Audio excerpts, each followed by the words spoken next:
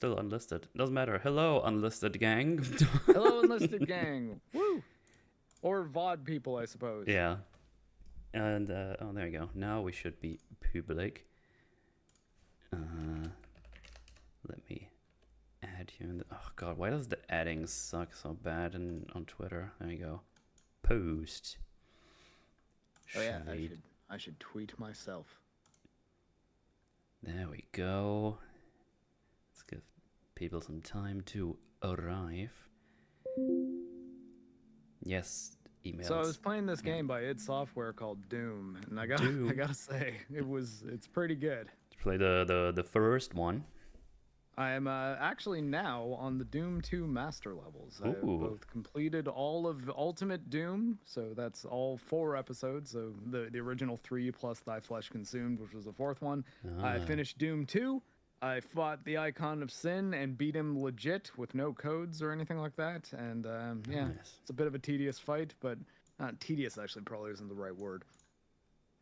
So basically what you have to do, it's this big like painting, not really statue, painting of Baphomet with like a hole in his brain, and you have to hit a bunch of switches that have an elevator push you up to above that hole, which means your only chance is when that elevator goes up once to fire a rocket when it's almost at the top, so that you can get the rocket into the brain hole. It hits the back of the little tunnel that it's in, and then it damages the little head of John Romero that's in there at the bottom. I know that because for the longest time, most people thought, or not most people, I guess most of my friends thought the only way to kill it was to turn on the walk through walls code. So I guess I have a bit of an advantage, which I understand what the layout is inside the brain hole. But yeah, you gotta hit the brain hole with the rockets. That's how you beat the Icon of Sin. And there's your guide to beat this guy.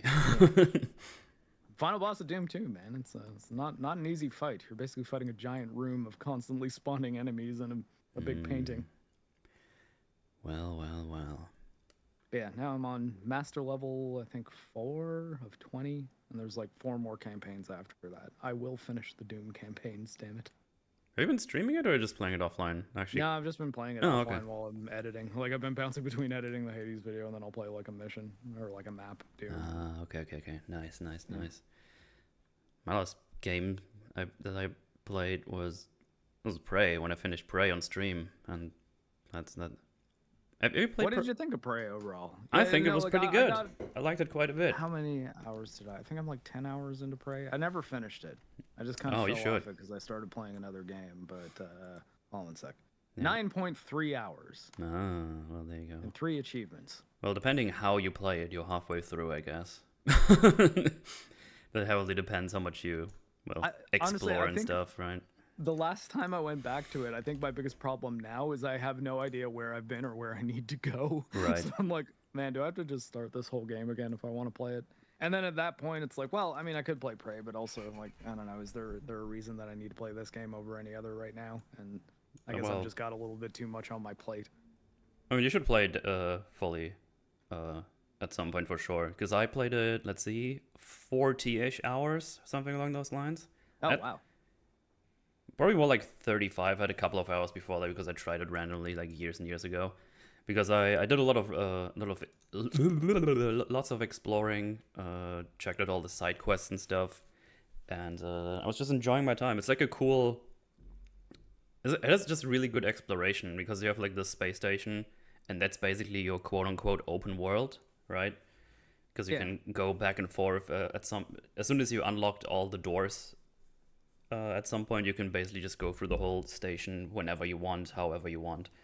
And then you get like a quest, and then you need to go somewhere else, and you need to figure stuff out where they are. And yeah, it's just it's very rewarding exploration as well. Because there's like rooms that are closed off, and then there's like 3 or 4 different ways you can get into it, depending on how you play, what you find first. It's pretty cool. I liked it quite a bit. Yeah, neat. Yeah. Well, maybe I will get back to it at some point. Oh, I feel like, though, before I play Prey, I've been kind of wanting to replay the BioShock games, or at least 1 and 2, before Judas comes out. Right. So our boy Platoon doing a little note taken for that, a little bit of writing. Oh yeah, And, that's right. I remember. But people have been asking about the Chainsaw Forge. That is going to be on the 15th, yeah, the right? 15th for sure. And that was actually oh wait, actually I should get the chat up. It worked out better us pushing it back there. And so we were gonna do it with just the two of us. I guess not unlike how we're doing this one here. I think maybe just because this week might be a bit intense for people. Oh yeah. But when we pushed it back though, we got Weekend Warrior for it now and Disparu. So we've got some guests that'll talk about it with us. And yeah I think it'll be a better Chainsaw Forge than it otherwise might have been. Yeah, should be fun stuff. The One Piece People is talking real. about One Piece there. Yeah, I'm actually on volume 5 of the One Piece manga now. Oh my god, you're actually going through the whole thing? Goddamn, good luck. Well, I mean, I guess think of it this way. Like, I bought up to 10. Like, so basically, I bought the first 3, and then like I bought a few more once my the next credit card bill started. So I'm like, okay, this is a new month's bill, whatever. I'll buy some One Piece. I don't think I'm gonna get more than 10 this month, but I'll cap it to like maybe max 5.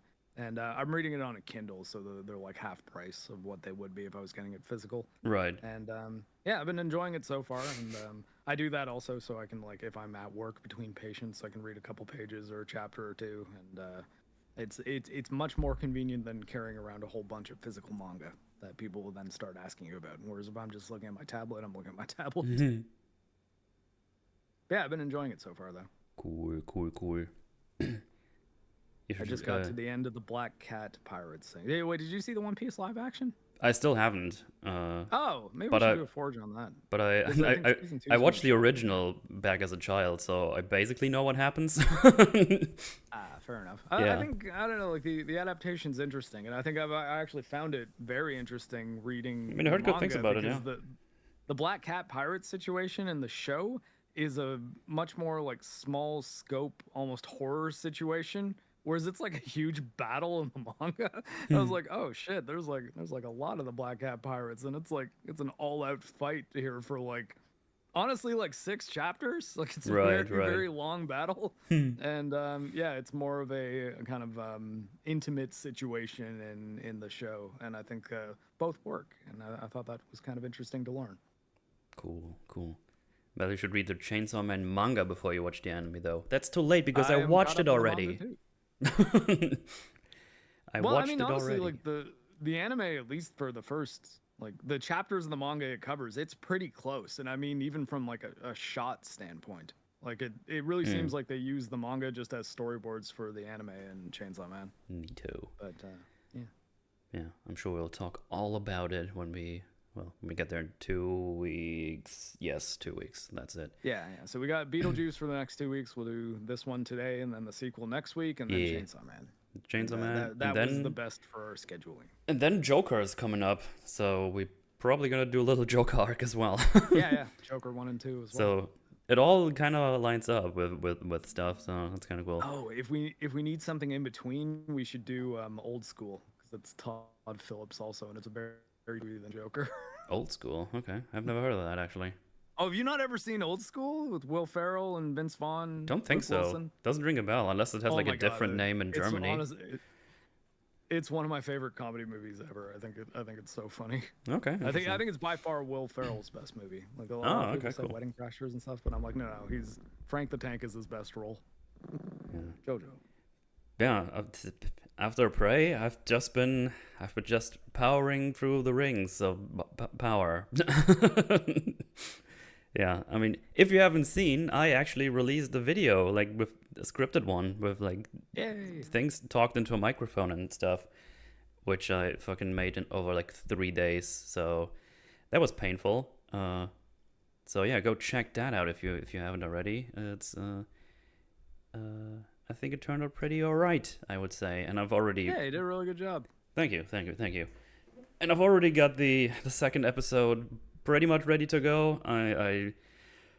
It's been like all weekend. It's been like sleep, wake up, have some food, and then go back to whatever I'm on right now. And right now I wrote everything down for the Scriptenheimers for episode 2, so that's ready to record. So that's gonna be my day tomorrow after work.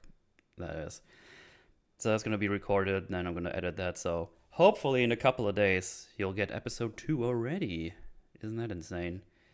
I just go from nothing to just doing 2 videos in a week. What's wrong with me? I don't know. I don't know why I did this to myself.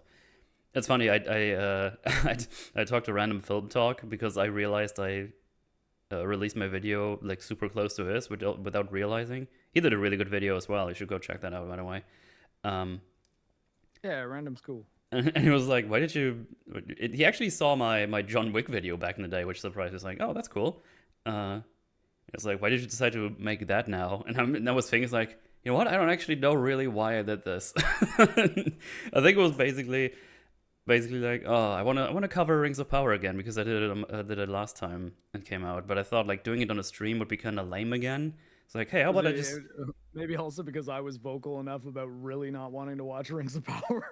I mean, I could have still done a stream on it. It just wouldn't be. I wouldn't have done it in the Forge format, right? And I was like, I don't know. I guess I'll just make videos. So why not? I wanted to get back into videos anyway. I was working on on the other video anyway, so I was kinda in the mood. And then I was like, well, fuck it. I'm gonna challenge myself. I'm gonna try to do this. And after I decided that, they said they're gonna release 3 episodes at once, and then I wanted to jump off a bridge. But here we are. But yeah. Well, luckily it'll just be week to week from here on out, right? Well, I'm basically still 2 episodes behind. So, oh boy. So yeah, I'm trying to get these out. That was only 1 episode? Yeah, that was. Oh god, I thought that was all 3. No, that was the recap for episode 1, a very broad one, and then season 1, and then episode 1. Yeah, season 1 and then episode 1. And now I did episode 2, and episode 2 on its own is gonna be as long as this video is with the callback stuff, the summary of season 1. Because I know I guess that'll show you even how much Rings of Power content I've been avoiding, because I don't even know what the content of these 3 episodes is so far. I kind of thought your video was all of them. Yeah, but yeah, it's not a good show. It's not very good, and over the next couple of weeks, that's gonna be my life. And I hope people are gonna enjoy it. I've been enjoying doing the little fleamy edits and stuff. It's fun. Funny. The one thing I'm still like trying to figure out, though, I mean, I'm basically figuring out everything in terms of video making because, well, that's my second video. So sort of things that I find to still be a bit rough that I want to get better at, of course. But that's just doing and learning by now. As long as people can understand what I said, that's the main thing for me right now. I think if I would compare it to my first video, I sound very different. Because I remember when I did that one, a lot of people said mine is pretty good from like a information standpoint or what was presented, but I sounded like super monotonous, and I think it's way better now. I would say I haven't seen anyone say anything about that, so I really liked your cut to the disabilities heavy accent. It's like circled in red. Yeah, that's the meme that Mahler made as well. So I was like, you know what, that actually works kind of well because I did the take was like that city, and then I remember, wait, he did a meme on that like a day ago on Twitter. I'm gonna use that. Your situational disability is getting better. Thank fuck. That's good. I got a permanent one, although I guess maybe it's situational when I have my leg off. Like maybe now I'm more situationally disabled because I can't just get up and pee. Mm-hmm. Yeah. You would hit your disability better. Oh, nice. But yeah, I'm working on those. You're gonna get those like every other day, I guess. I hope I can just catch up to the week that is. So I think it's gonna be episode 2. Then there's gonna be EFEP coverage, which I'm gonna be on. I don't know how long I'm going to take for 3. I don't know. I have a feeling those videos are going to get longer with every episode because more stuff happens. I guess that's just normal. I'm trying to keep them relatively short-ish just because of time constraints. But, you know, I'll just do whatever I deem right, I guess. And then we'll see from there. And then you can tell me if I'm cringe or based. And there we go. Now everyone's going to say... Based and cringe. Based and I covered my bases. I see. Well, I place bets on both, and I always win. They'll call it bringe. Short man bad. No. I can tell you right now you're cringe. See? I knew it. Oh. Talking about cringe, there's been like 2 games that have been doing things this week. I just kind of want to talk about this because I think it's funny. Dustborn. That's the whole thing that's been happening right now. I've been just following it online. I know X-Ray Girl has been playing it and was having some fun memeing on it. Yeah, I think that game paid our bills for the month. People love her playing cringe games where she's wearing a blue wig, apparently. Yeah, I saw she was having a little bit of fun, so that's cool. I've seen the most recent thing they did. They put out a tweet where it's like, "Oh, we worked so hard on this, and there's so many people who've been toxic and bigoted and stuff." It's like, don't you have like skills in your game where you bully and cancel people and they kill themselves because of it or something? Yeah, like fuck off. What are you talking about? Also, what community are you talking about? Your peak player was like 100 people or 120 or something. Not even. No, it's like 80. It's like 83. It's under 100 for sure. But it was funny. X-Ray Girl had 5 times as many concurrent players while she was playing watching her stream. That's great. That's funny. Like I think she had around 500 viewers, and there was like 49 people playing Dustborn. Yeah. So. And as Grump just said in chat, I was about to say that Gollum had a higher player base, which is hilarious. That is really fucking funny. There was a good meme for that. It was like Gollum has won. But yeah, so this is. Man, it's just crazy. You have like this game honestly, you did for 4 years. It flops super hard. Everyone says, this is cringe and shit. This sucks. And it's like, oh man, you're also hateful. And we're going to ban you from our community.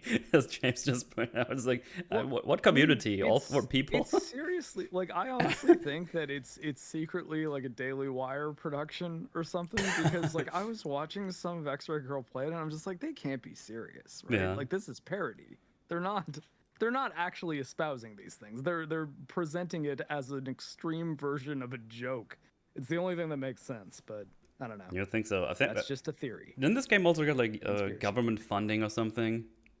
Yeah, from like Norway and the U.S. Oh my god, it's so much like Gollum, but I'm positing there's a chance it was funded by like right-wing people as opposed to left-wing people, because honestly, it's so to make them look bad. Yeah. Yeah, exactly. Like it has to be parody. I don't believe that they actually like presented this stuff seriously.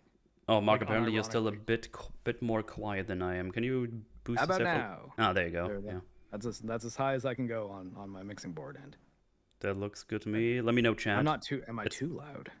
I don't think so. I mean, it looks fine on my mixer. I was just used to it, so I didn't catch that. So let me know, chat. Ever since the last meme fair, we keep watching Seals or God Star Wars AI memes. It's good now? Nice. But yeah, that was like a whole meme thing that's going on. Obviously, we got Star Wars Outlaws, which has not been doing well. Mauler has been playing it twice. Yeah. I've been jumping in that stream in and out, and every time I watched it, like something crazy happened. It looks like a really funny meme game.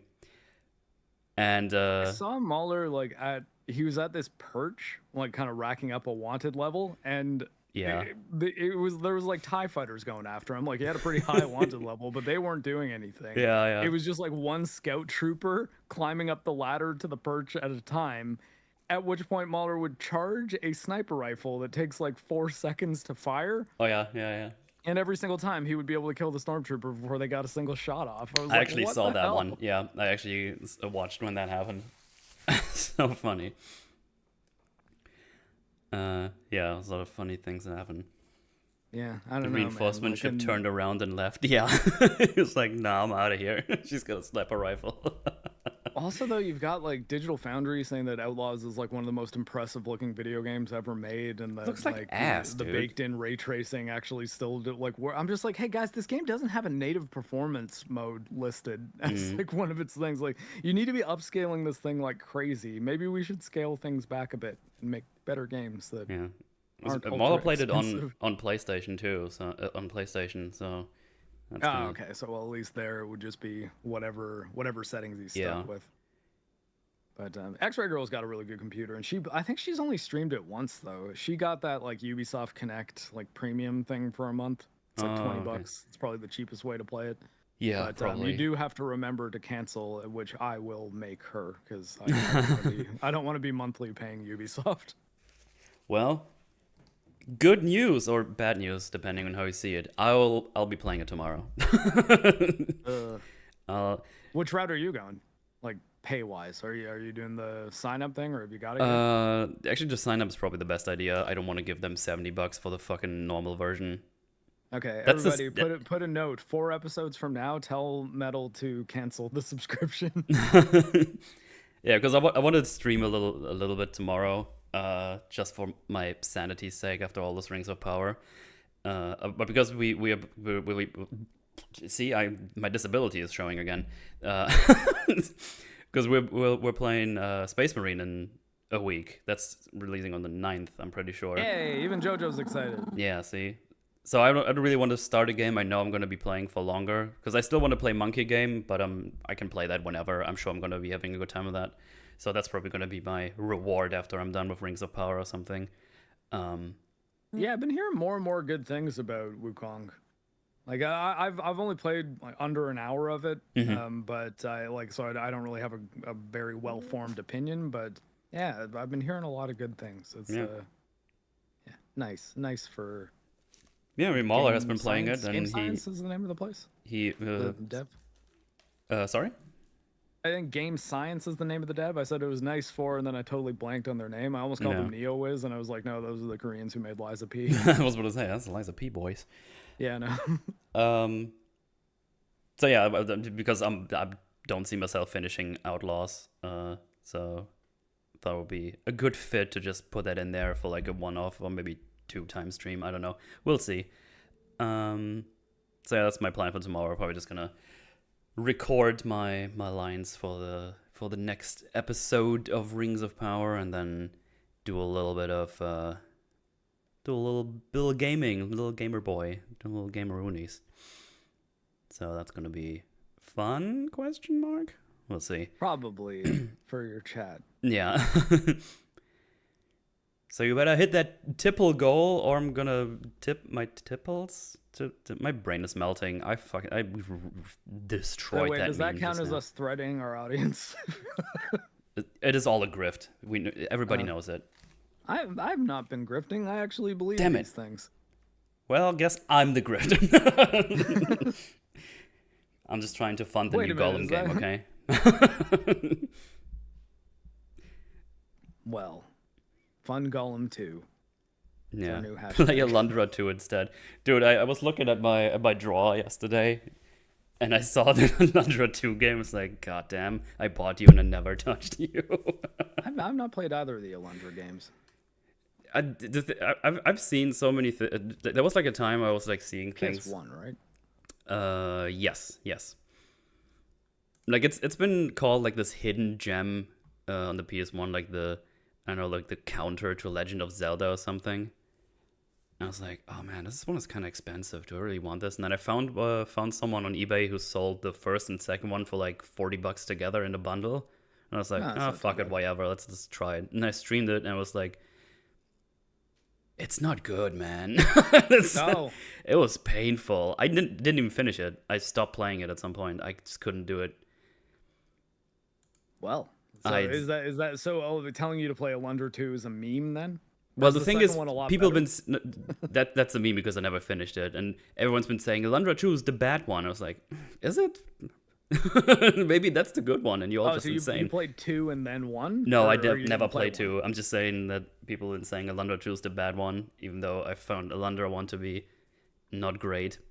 There's a lot of platforming where it's actually really hard to see what the depth is and where you actually need to jump, for example. The combat is hitting things with your... Is it like... Because you were saying it's like Zelda, so is it like isometric perspective? Yes, pretty much. Yeah, the platforming there sucks. That was the only thing I really hated about Super Mario RPG last year. So like, that's kind of hard. Anytime it's making me jump in this game, I don't like it. The combat gets super fucking boring. Like, everything takes way too long to kill for you to just, hit them with your sword, and then sometimes you can do a bigger sword. Then there's I think there's one sword that's the best one you can get when you kill yourself 10 times, apparently, and then talk to a statue. That was weird to read. But yeah, I don't know. I wasn't impressed, and the story was like crazy insane. It was weird. This is like weird dream people, and you go into dreams, and then I don't know. I would need to look back at it. I wasn't impressed. I was actually quite bored. I wasn't a fan. Wasn't a fan. And now I have it. So there you go. Well then. Oh, while we're talking about retro games, I can tell everyone about my recent haul. Yeah. On the flea market, because I have this big flea market that's during the summer and the spring. I think it's like every month, like once or twice on the weekend. So I got a whole bunch of PlayStation games and Nintendo games. So I got myself WCW NWO Revenge on the N64. Never actually played that, but I like the wrestling, so. And that was only $5. I found there was like a lot of stands that actually had games this time. No, it was like one or two, but there was like 5 or 6. And there was this one guy who actually had like games for like $5. And I was like, holy shit, this is like an actual flea market. Yeah. Because there's so many ones where it's like, oh, I know all the prices from eBay, so this is gonna be $30. He had some of those games too, but those were like the really popular ones. So I guess. Well, I mean, part of it, I guess, when you're doing that kind of selling, is you also want to burn inventory. So it's like let's make some of these a pretty good deal, and then maybe people buy a few of those, and the collectors will come in and get like the Ocarina of Time that's mint in box type deal. Yeah, I got Jet Force Gemini. I actually don't know. Is it Gemini? The rare game. Jet Force Gemini. Gemini, okay. I played that as a little boy child. I remember having a lot of fun with it. I wonder how that holds up. I'm gonna have to check that out one day. I believe it's also on Xbox 360 because it's rare, right? Maybe? I'm not sure. I mean, I never had an Xbox. It's in that rare replay thing. Oh, yeah, okay. You never had an Xbox 360? Seriously? I never had any Xbox. What? I could have sworn that like Gears of War was something that you and Mahler like played together a whole bunch, or was that just like a recent thing? That was a recent thing when I was visiting Mahler, and he just bought and it's funny because shortly before I went to visit him, he bought this 360 in like a shop, in like a secondhand shop thingy that he visited, and picked up the Gears of War games, and then was like, we should play through all of those, which was like 2 years ago now already, or 3? Damn. Yeah, I mean they're pretty fun. At least the main 3. I mean, Judgments. Like if you want to replay those, don't play them all in a row. It gets really fucking boring. Yeah, it is. It's one long game. It's very like the combat gets very tedious after the second game. During the second game, really. Anyway, I got myself Time Crisis 1 for the PlayStation. Yeah. You know what's an interesting tidbit about that version of that game? So you could play it with a GunCon controller, which was like the Namco official gun controller. And to do the pedal, like the stepping thing in the arcade, you could step on a PlayStation controller. That's funny. I remember doing that when I was but a boy. Another WCW NWO game, but this one is Thunder on the PlayStation 1, so I don't know, it's kind of fun. Also, really fucking good condition for $15. Like it looks mint, which was like crazy to me. That was one of the THQ ones, right? Yes. Yeah. Same with the Revenge one on the N64. They were both THQ. I think they made all the WCW games back in the day. Yeah, the Ukes, who's the company who made that Berserk game that I've been playing and telling everyone to play, they started with the PS2 era WWE games, and they made like every American wrestling game since has been Ukes, and it's why they've not made another Berserk game. That's why I'm sad. Okay. But yeah.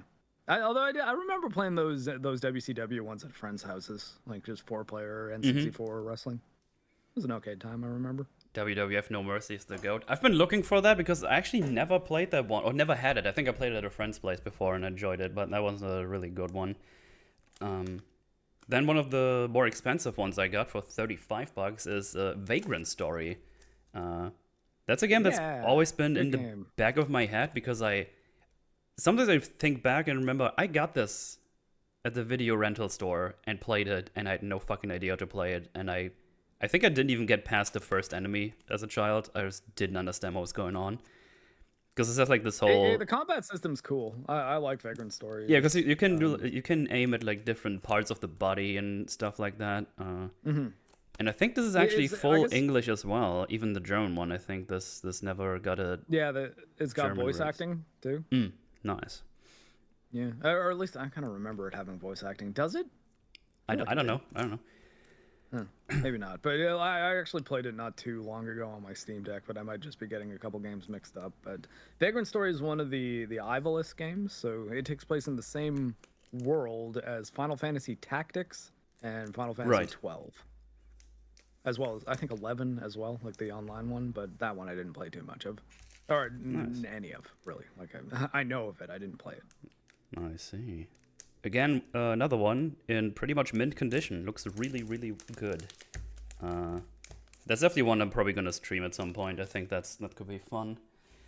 Should we do a Vagrant Story Forge, everybody?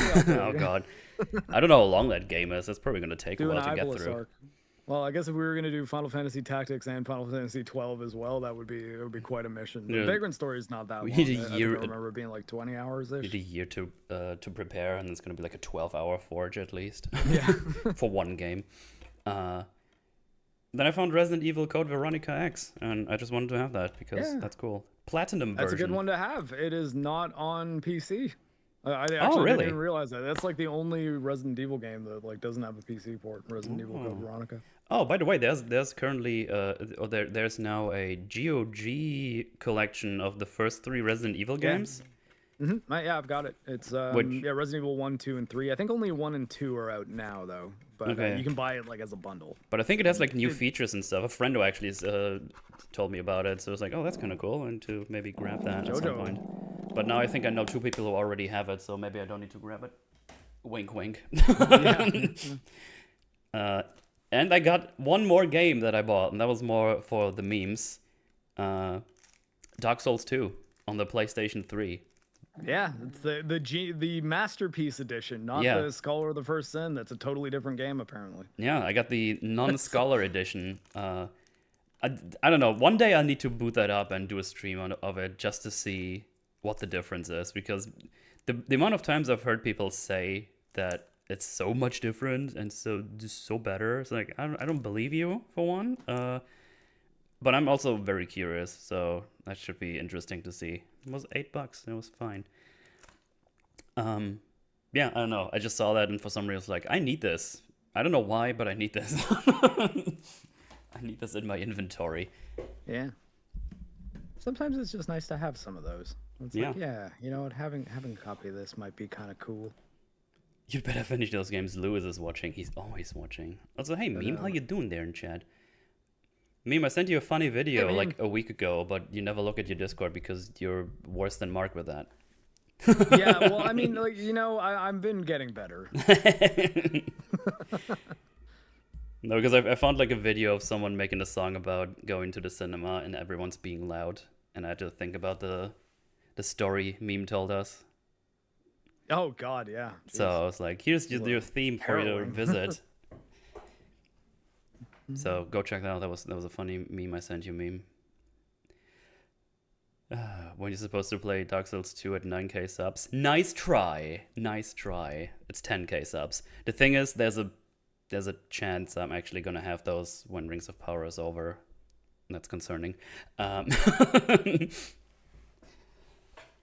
So looks like Resident Evil 1 and 2 are out on GOG, but it's not letting me install 3 yet, even though it's on my thing because I bought the bundle. I sent Meme link to nice Lego Bumblebee. DRM free versions of games, everybody. Yeah. To just know that, So, like, hey, this game is preserved. It's nice. Dark Souls, yeah. Have your chance in 1k subs from now, yeah. Well, I'm gonna play the thing is, I at least I think Mauler still wants to join me on that. Playing that at the same time, so we shall see. I guess also upcoming is Ragnarok on PC. Oh yeah, that's gonna release sometime in September. I'm gonna grab that as soon as I'm ready for a replay, basically. Yeah. Good game. God of War Ragnarok. Yes. Oh, actually, the guy I bought all these games from, he had a copy of Legend of the Dragoon available. I've not played that. I heard a lot of good things, though. Same, and I knew it was kind of expensive. Apparently it goes for like $130. Yikes. He wanted 70, and I was Star like, Wars Outlaws for that. he wanted 70. He says like, there's the manual is missing, but otherwise it's fine. I was like, oh, I don't really want to spend that much money of a game I don't actually know that well.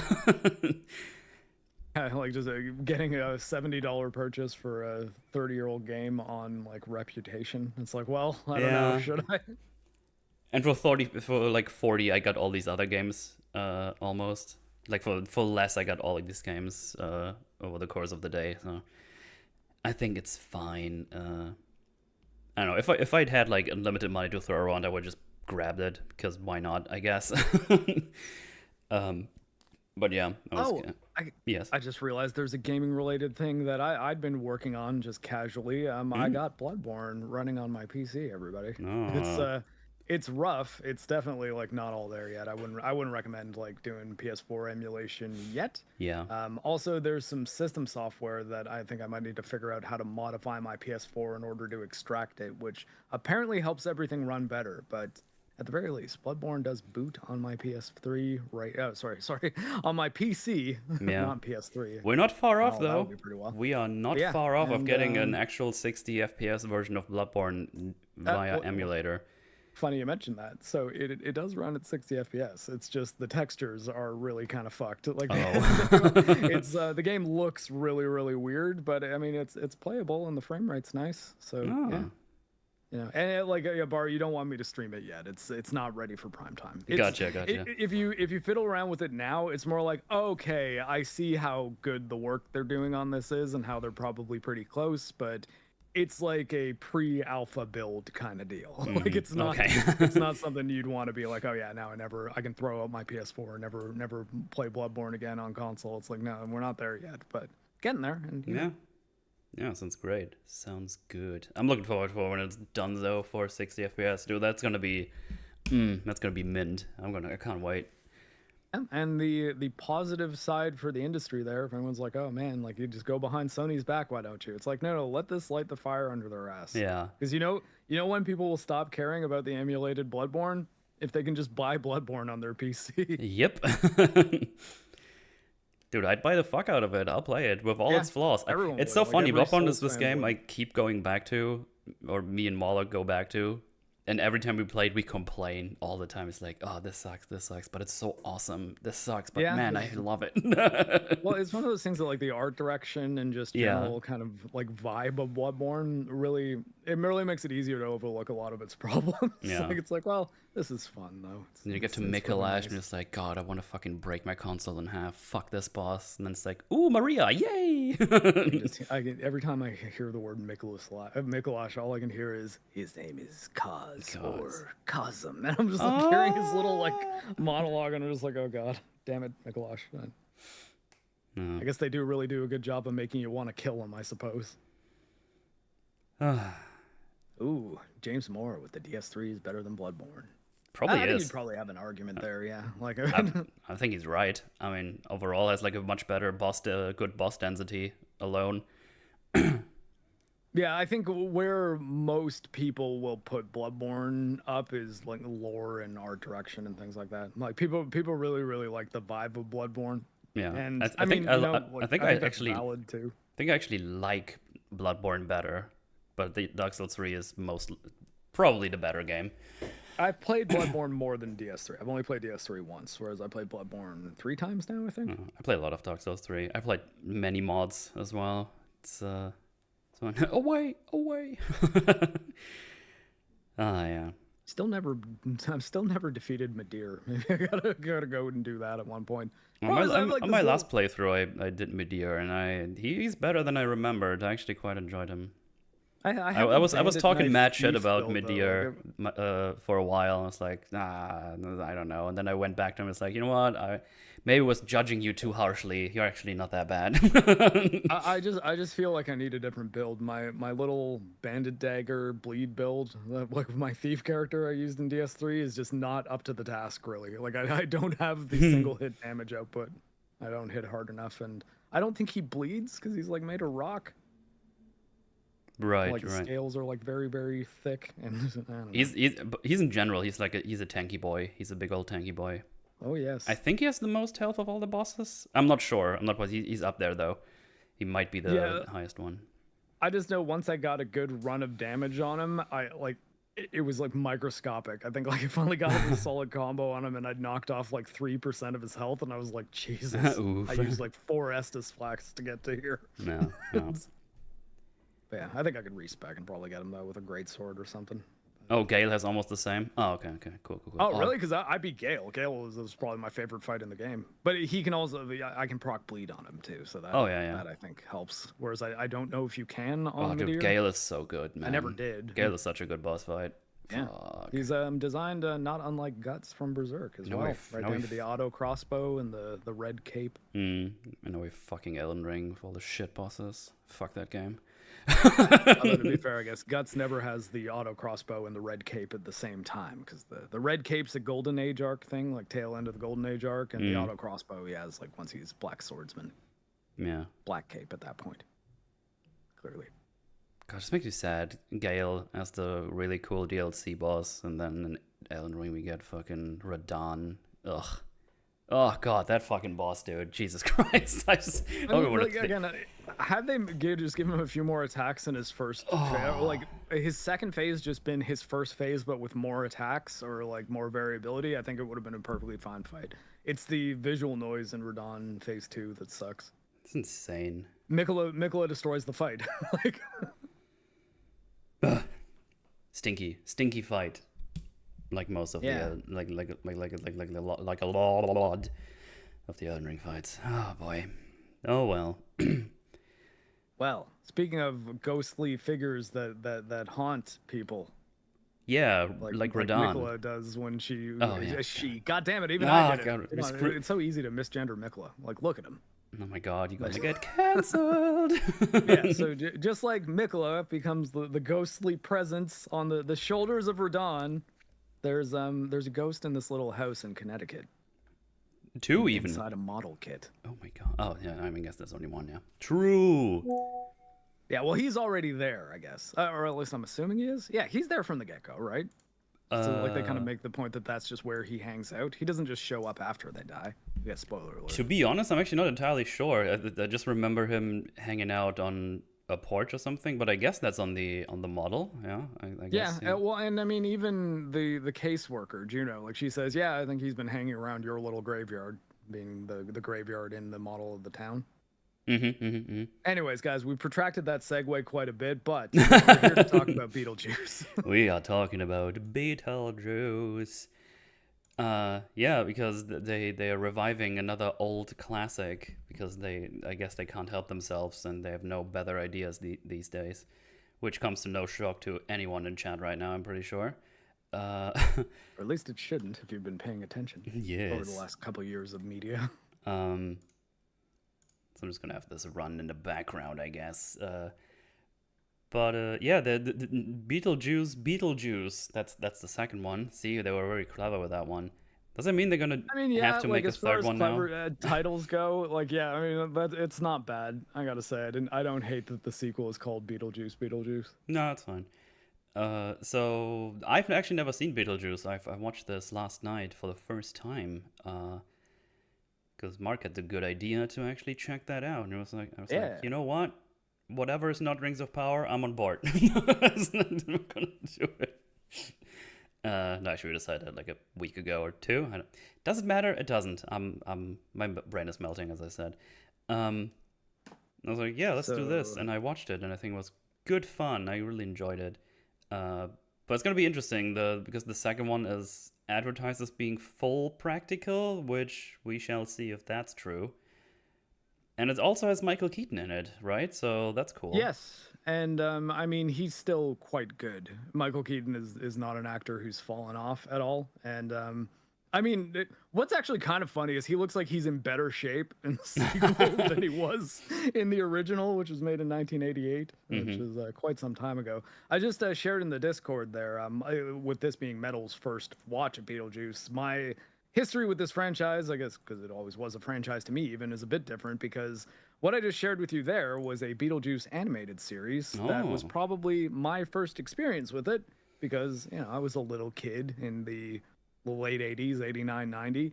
And yeah, so we would all watch the Beetlejuice Saturday morning television show, and therefore it made us all watch this movie that is, while not scary, is maybe not the kind of thing that you'd figure like 5 and 6 year old kids should be watching. But I No. think the interesting aspect of it being that Beetlejuice was kind of the protagonist of the cartoon show, that it primed us so that none of us were scared of Beetlejuice himself when we watched the movie. So it was almost like they tricked us into not being frightened by the guy that turns into a big stop motion snake. Someone asked if you played the NES game. I have not, although I didn't. I think I had a friend who had it. Oh, okay. But yeah, yo, this is like another one of these movies from back in the day that I feel like we don't really get anymore. Like, it's not like super serious. It's like a pretty straightforward premise, and it's one of these probably like family movies you put on when you have like, I don't know, 10 to 15-year-old child, I would say, and you can just put that on, and everyone says like, oh, look how goofy this is, and well, then sometimes it's actually maybe a bit frightening for maybe teenage years. I think teenage years is probably a good thing. But like, it's why I made the point to bring up. It's like, no, you don't get it. In the early '90s, we watched this movie when we were like 5, That's 6. actually true, Like yeah. it was like a little kids movie, and everyone was fine with it. Yeah, I mean, and then like watching it now, especially once you see the civil office, it's like, oh man, like some of their injuries are pretty brutal. Yeah. I mean, when you put it that way, I watched a lot of things over my age as well, because my dad was pretty chill. Basically, he saw the labels, like, okay, but then he decided for himself, and there was like some movies like, yo, that's definitely too much. But most of the time, he's like, no, that's fine. You'll be fine. And I was about to say, I think I turned out fine, but everyone in chat were like, no, you're disabled, as we already pointed out, situationally disabled. Yeah. But yeah, that certainly explains Mark. Oh god. Guess I don't really have much of an argument there. But again, this was an era where we had action figures of aliens and RoboCop and Terminator and Beetlejuice and animated series for a bunch of them as well. Yeah. And I think also this got really big because the next year, like the year after this, was Batman. And so everyone, all the kids wanted like Michael Keaton all of a sudden. So yeah, it was like, oh, Beetlejuice, that cartoon show. There's a movie that has Batman in it that's Beetlejuice. Cool. You know? Yay! I love Batman. We'd all watch. Oh my god, Batman! What's wrong with you? Yeah. Those movies left Metal wheelchair bound. True. Yeah, I didn't ask for this, but here we are. This was a real country once. But yeah, it's again, it's like one of these fun movies that it's again like one of these silly movies that doesn't insult your intelligence. You know what I mean? Yeah, like the rules I think were much more well developed than I even remember them, as far as like how death works in this world and how like the different things that happen, like the civil service thing being, I think, one of the funnier ones that like we'll get to when we get to it. But yeah. And it's like got like a lot of great actors in it. You got Alec Baldwin and Gina Davis are sort of the main couple who I guess they're the perspective characters, I suppose. Yeah, I'd say so, because they're the first ones we meet, and we're sort of with them the entire time. Winona Ryder is one of her first like kind of big roles, like her big Tim Burton movie that made her a little goth girl darling. Yeah. And Catherine O'Hara, the mom from Home Alone. Yeah, she has like this face. You see, it's like, I know her. I know immediately. It's like, oh, where's Kevin? She's great. She's such a good actress. Yeah, she's they're all. She was like a SNL person. I think she was on SCTV as well, which was a Canadian kind of sketch comedy company. Yeah, sketch comedy in 1976. Or was she on SNL? Maybe it was only SCTV. Sorry, I'm just looking at her bio now. Yeah, Canadians are funny is my point. Yes, but yeah, pretty loaded cast with lots of young versions of them, obviously. But yeah, good stuff. I mean, the start is pretty basic. I mean, we get like a couple of minutes of them. I mean, just being a really disgustingly happy couple, and I'm happy they died. Yeah. Because fuck them. They do point at one bit of tension for them, though. Did you catch what the what's her name, the real estate lady says about like the size of the house, and then Gina Davis's reaction to it? She wants to sell it to someone else because she wants someone with an actual family to have it because this is way too big for them. Yeah. And they're like, no, we want to sell it. The look Gina Davis gives her though implies that maybe like they're having trouble having children. Oh yeah, they do that. Already... that comes through a little later when they're actually on their way to the shop. Mm-hmm. Where it's like, oh, maybe we could try again with the family. And she's like, hee, sexy. Yeah. And yeah, but then they drive home from the hardware store and tragedy befalls them. Yeah, get brutally murdered by a dog. Yeah, it's a cute dog too. By the way, I think this old man is kind of funny. This guy, the barber. Yeah, he's like sitting in front of his barber shop. Yeah, and hair's down to his shoulders. He just starts talking to I forgot his actual name. It's Eric Baldwin. He's talking to Eric Baldwin. Alec Baldwin. Alec Baldwin. Yeah. He just keeps going. He doesn't. He's like, oh hey, and then he goes inside, and the old guy just keeps talking. Yeah, and then this and this and this happened, and he comes outside. As he's walking in, he's like, Adam, do you need a haircut? He's like, no, Bob, it's fine. And he's like, man, this guy's hippie. He's got his hair down to his shoulders. And then when he comes outside, he's still babbling about something. He's like, all right, see you later, Bob. Yeah, okay, yeah, bye. They just drive back home. It's just, yeah. I don't know, it's made me giggle. Damn hippies. Well, and I mean, also, like, you gotta consider just how quickly this movie kind of gets us into it, right? Like, it's a quick little establishing scene of their relationship, maybe what some of their difficulties have been, their odd position within this town being like a young single couple when like everyone else is like either old people or families. And then, you know, before they even get home from this first, like, 5 minutes of the movie, we have them die, and then they become our protagonist ghosts. No, it's not messing around with time here. Like, it's like they're getting us right into it. So here's the dog. He's balancing the car on this little thing. The dog they dodge so it doesn't die, and then the dog just fucking kills him.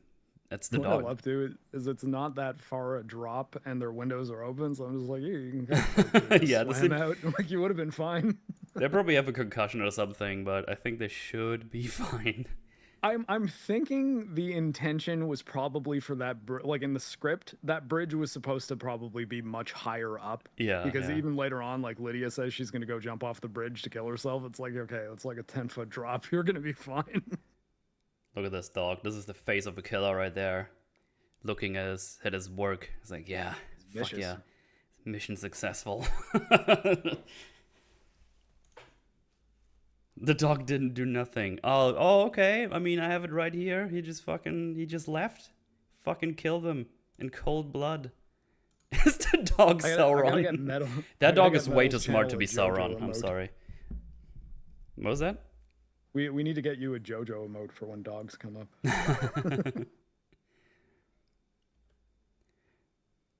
But yeah, JoJo would definitely not be able to make much of a difference for the weight of counterbalancing that vehicle. Who's the good boy now, Adam? She weighs 4.5 pounds. No. Little puppy. They're cute, though. Tiny dog. This dog was also cute, but it did kill 2 people, so...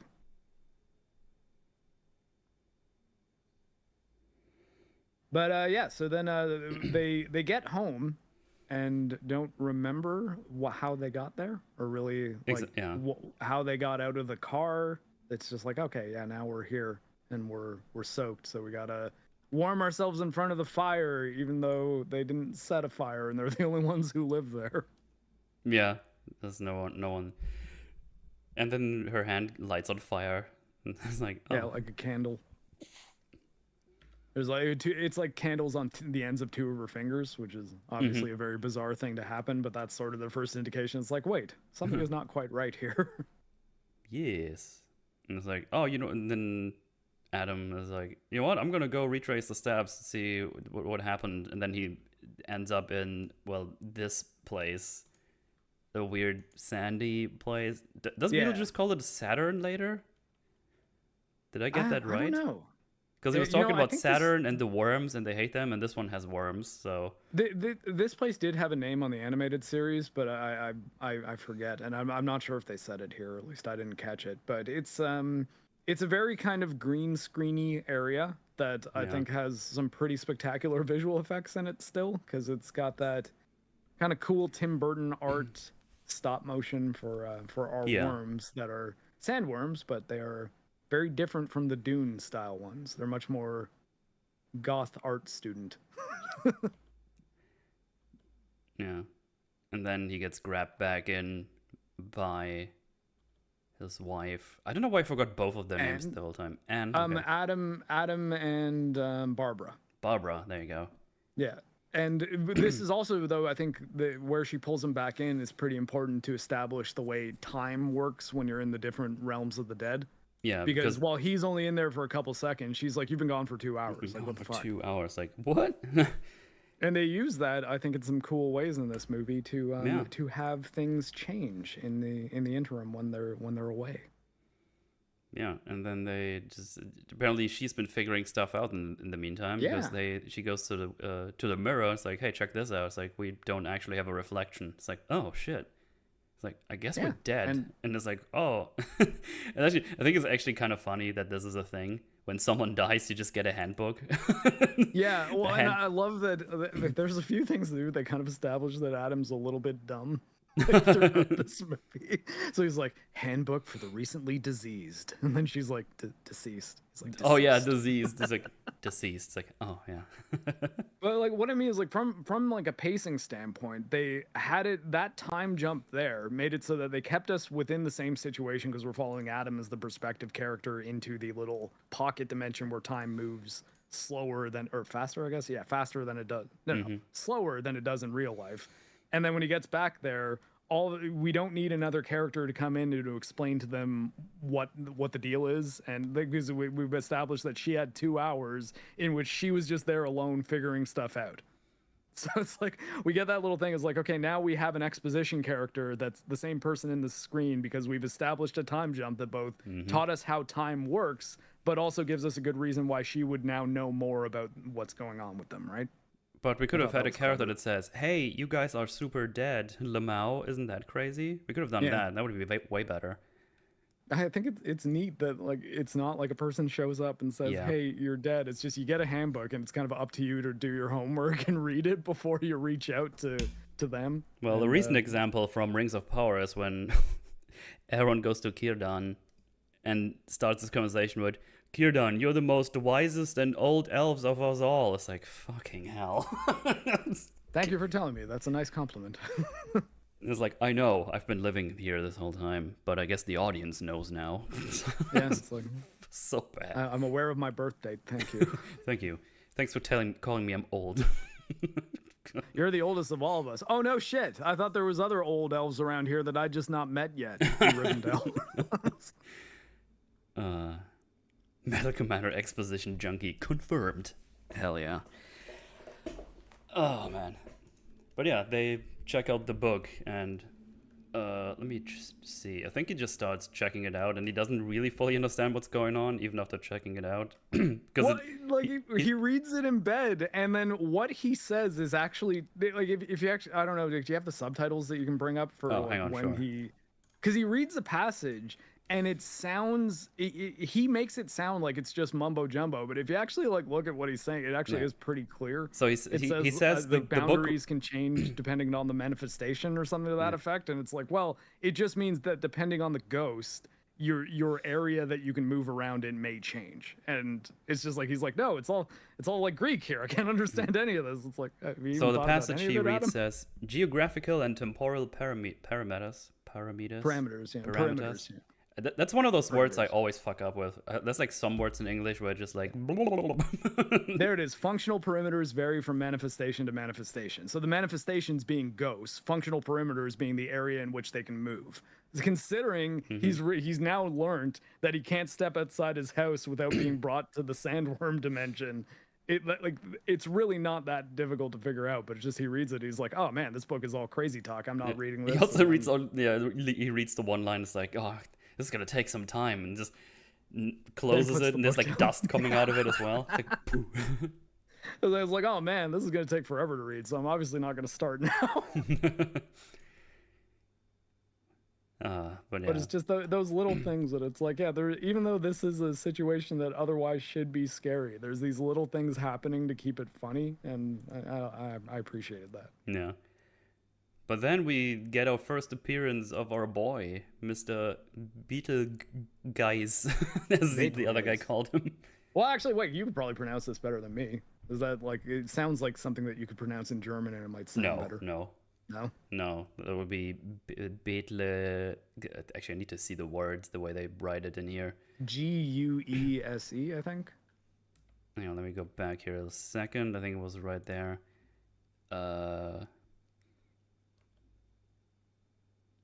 Oh wait, is it Betelgeuse? That's how you would pronounce it.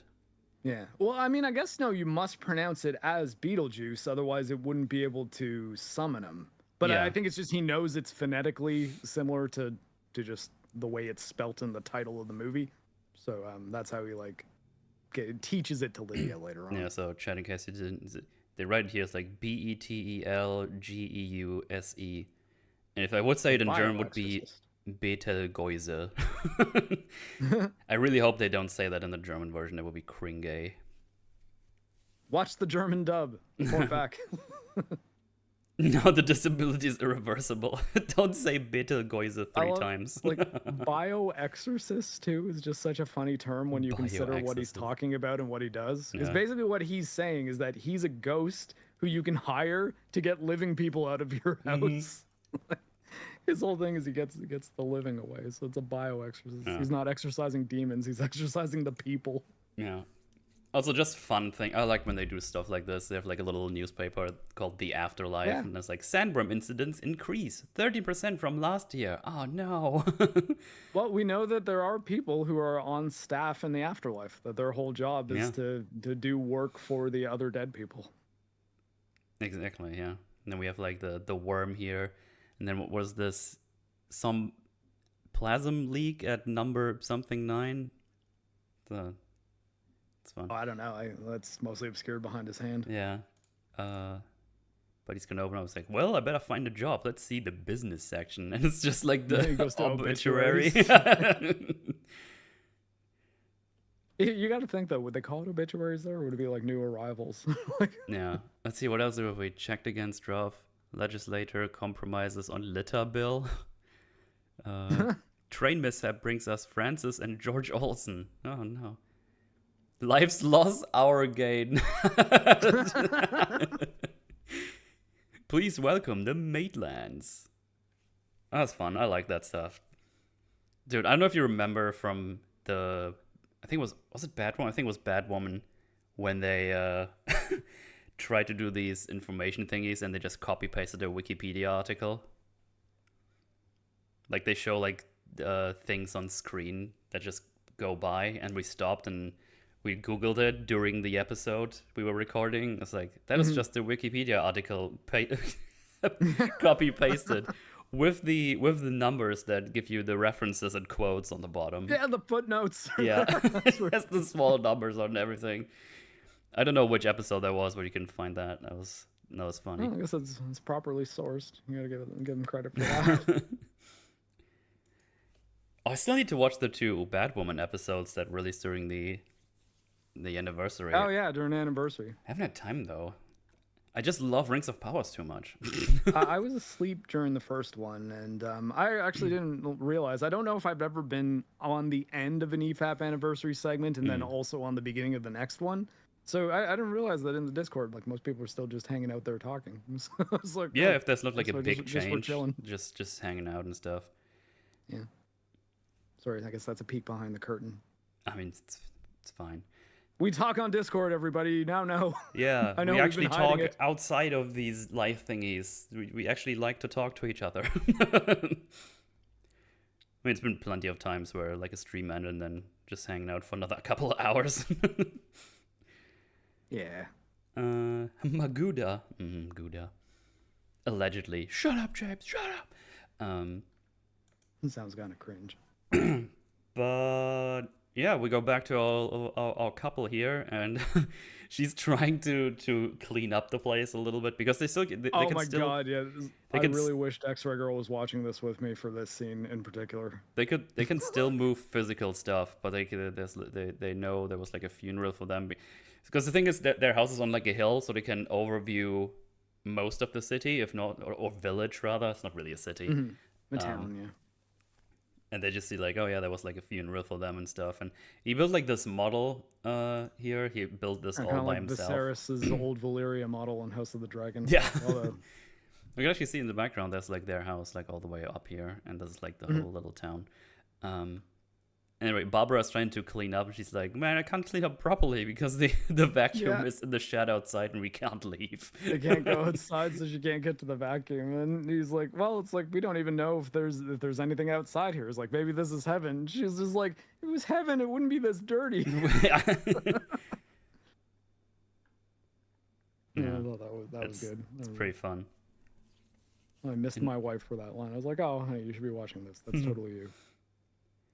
But they hear some cars like, oh, someone is arriving. What's happening? And then it's the lady who tried to sell things, and she's like in funeral gear garn. Yeah, so it's like she went from the funeral right to their house to put up the first sale sign. Yeah. With the little girl. Hey, Jane, up here, Jane. And they can't be heard because most of the living ignore the dead. Mm-hmm. I can't see you, right? Yeah, it's like she's been reading the book now and just says, in the book, rule number 2, the living usually won't see the dead. It's like, yep. Yeah, and then I think he specifies he's like can't or won't, and then like won't. So it's not like we're incapable of seeing them. It's just I think. Oh no, it's not even that you just. Although, wait, does Lydia see them? Lydia sees them in the window before she reads the book, right? Yeah, I think she sees them in the window when they start renovating the place. Yeah. I guess the idea is that Lydia, being like your typical, like, stereotypical goth teen, being like she's depressed kind of for no reason and like constantly obsessing with death and thinking about that. So it's the idea is that her being there is the reason why they were able to like reach out, because she's, a goth kid. And yeah, again, they just emphasize that they're not the smartest couple in the world, because she also is like, this book is stupid, I don't understand a thing. Yeah. And then he just says, well, we're dead, we don't need to worry about anything anyway, so whatever. Yeah, so they think. Also, she's called Jane Butterfield. I think that's a funny name. Oh, some butter. Isn't that's the last name of the kid who's in Ender's Game, right? He's got like a strange first name, and then Butterfield's his last name. I remember thinking it was an odd name. I forget his first name though. You ever read Ender's Game? Ender's Game is a pretty good book. The movie's not great. Did I see? Wait, let me see. What was Ender's Game again? That rings a bell. It's a autistic kid plays StarCraft to save the galaxy. I think I just read the book, probably chuckled there. Is that the one where they pretend he's doing simulations, but it's actually the real thing or something? Yeah, exactly. I only heard about that. I never watched it. I don't remember the movie being that great, but I did like the book when I was in elementary school, I think. I think I read it when I was in like grade 7. Yeah. It's not bad. Sequels are weird. Alberta, you feel metal. I read 3 of those books, and by the 3rd one, I was like, okay, this is like not even by midway through the 2nd one, you're like, this is not even the same series. It's just they use the same character name. Well, there's another just fun little thing they did. They're asleep, and Barbara's just lying in the air because they moved. It's just kind of fun. Oh yeah, that was funny. And it was a good shot too. Like it looks quite pretty good, quite well done. And then when they wake up, she falls.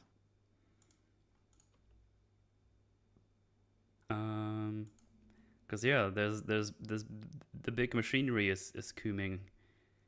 Well, no, not the big machinery. The new tenants, they arrive, and we got Kevin's mom here. We got her back. She's you know there. But she's a New York artist. Yeah, exactly.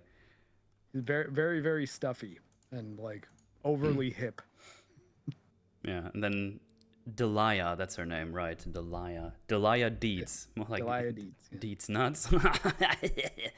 I couldn't help myself. That was too. Yeah, I mean, yeah, that was on a silver platter. You had to take it. But yeah, she's more like, oh god, I want this have the things all like modern and stuff. It's like ugh. And the husband is like, you know what, this is a good old sturdy countryside building. I love it. And he basically just wants to chill out and relax. Like he's just like, I just want to chill out. Like leave me alone.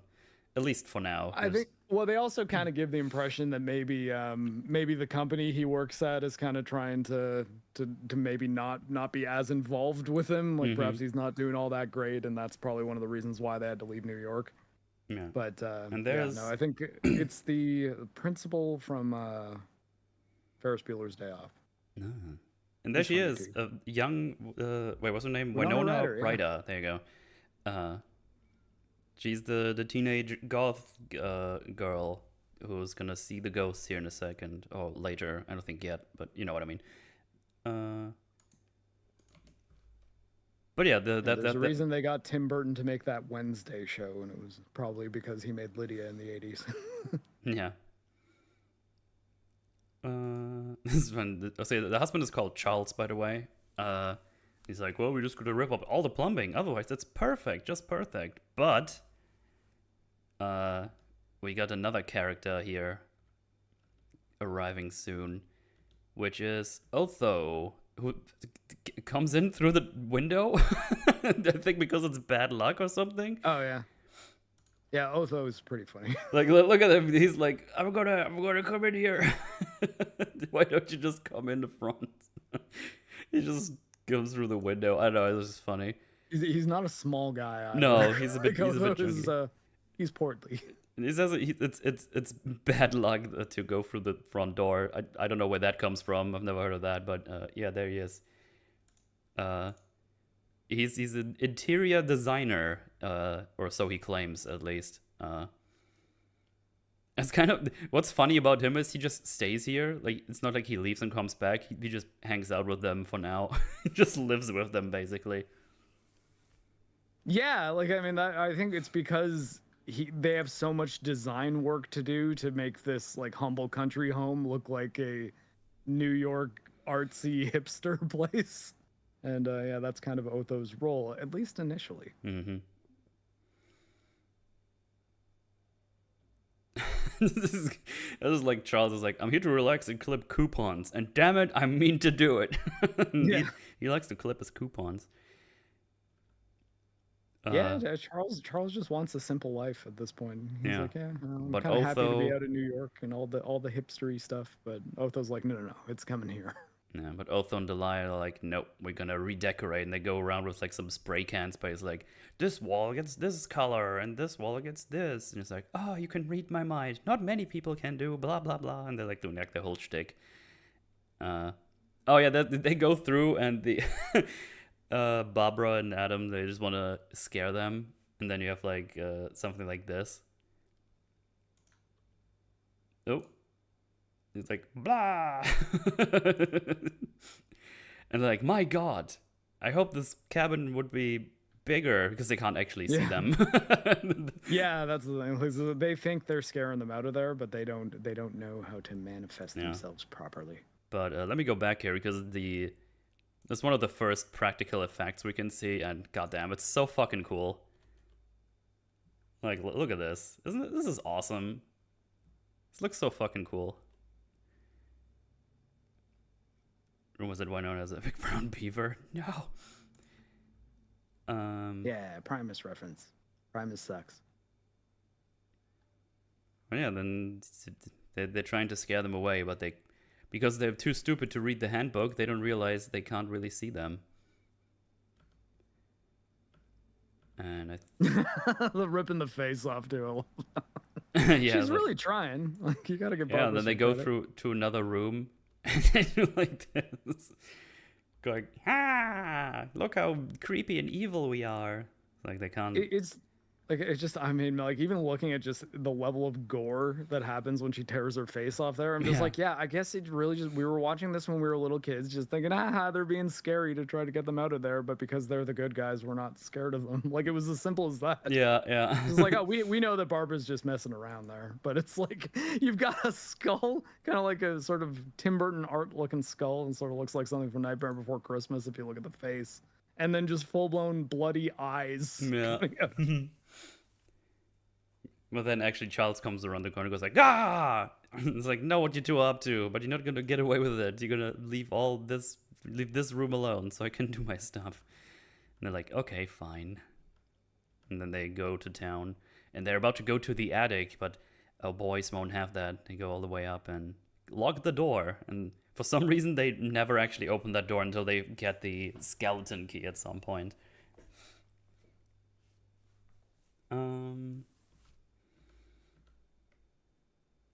But yeah, at this point, Barbara is annoyed. It's like, fuck it, I'm gonna go outside. It's like, no, you don't know what's outside. And then they go to the sand place again, and almost get eaten by that worm. But she punches the worm in the face, which I find hilarious. I don't know. It's just like, bah! Let me see if I can get that on screen here real quick.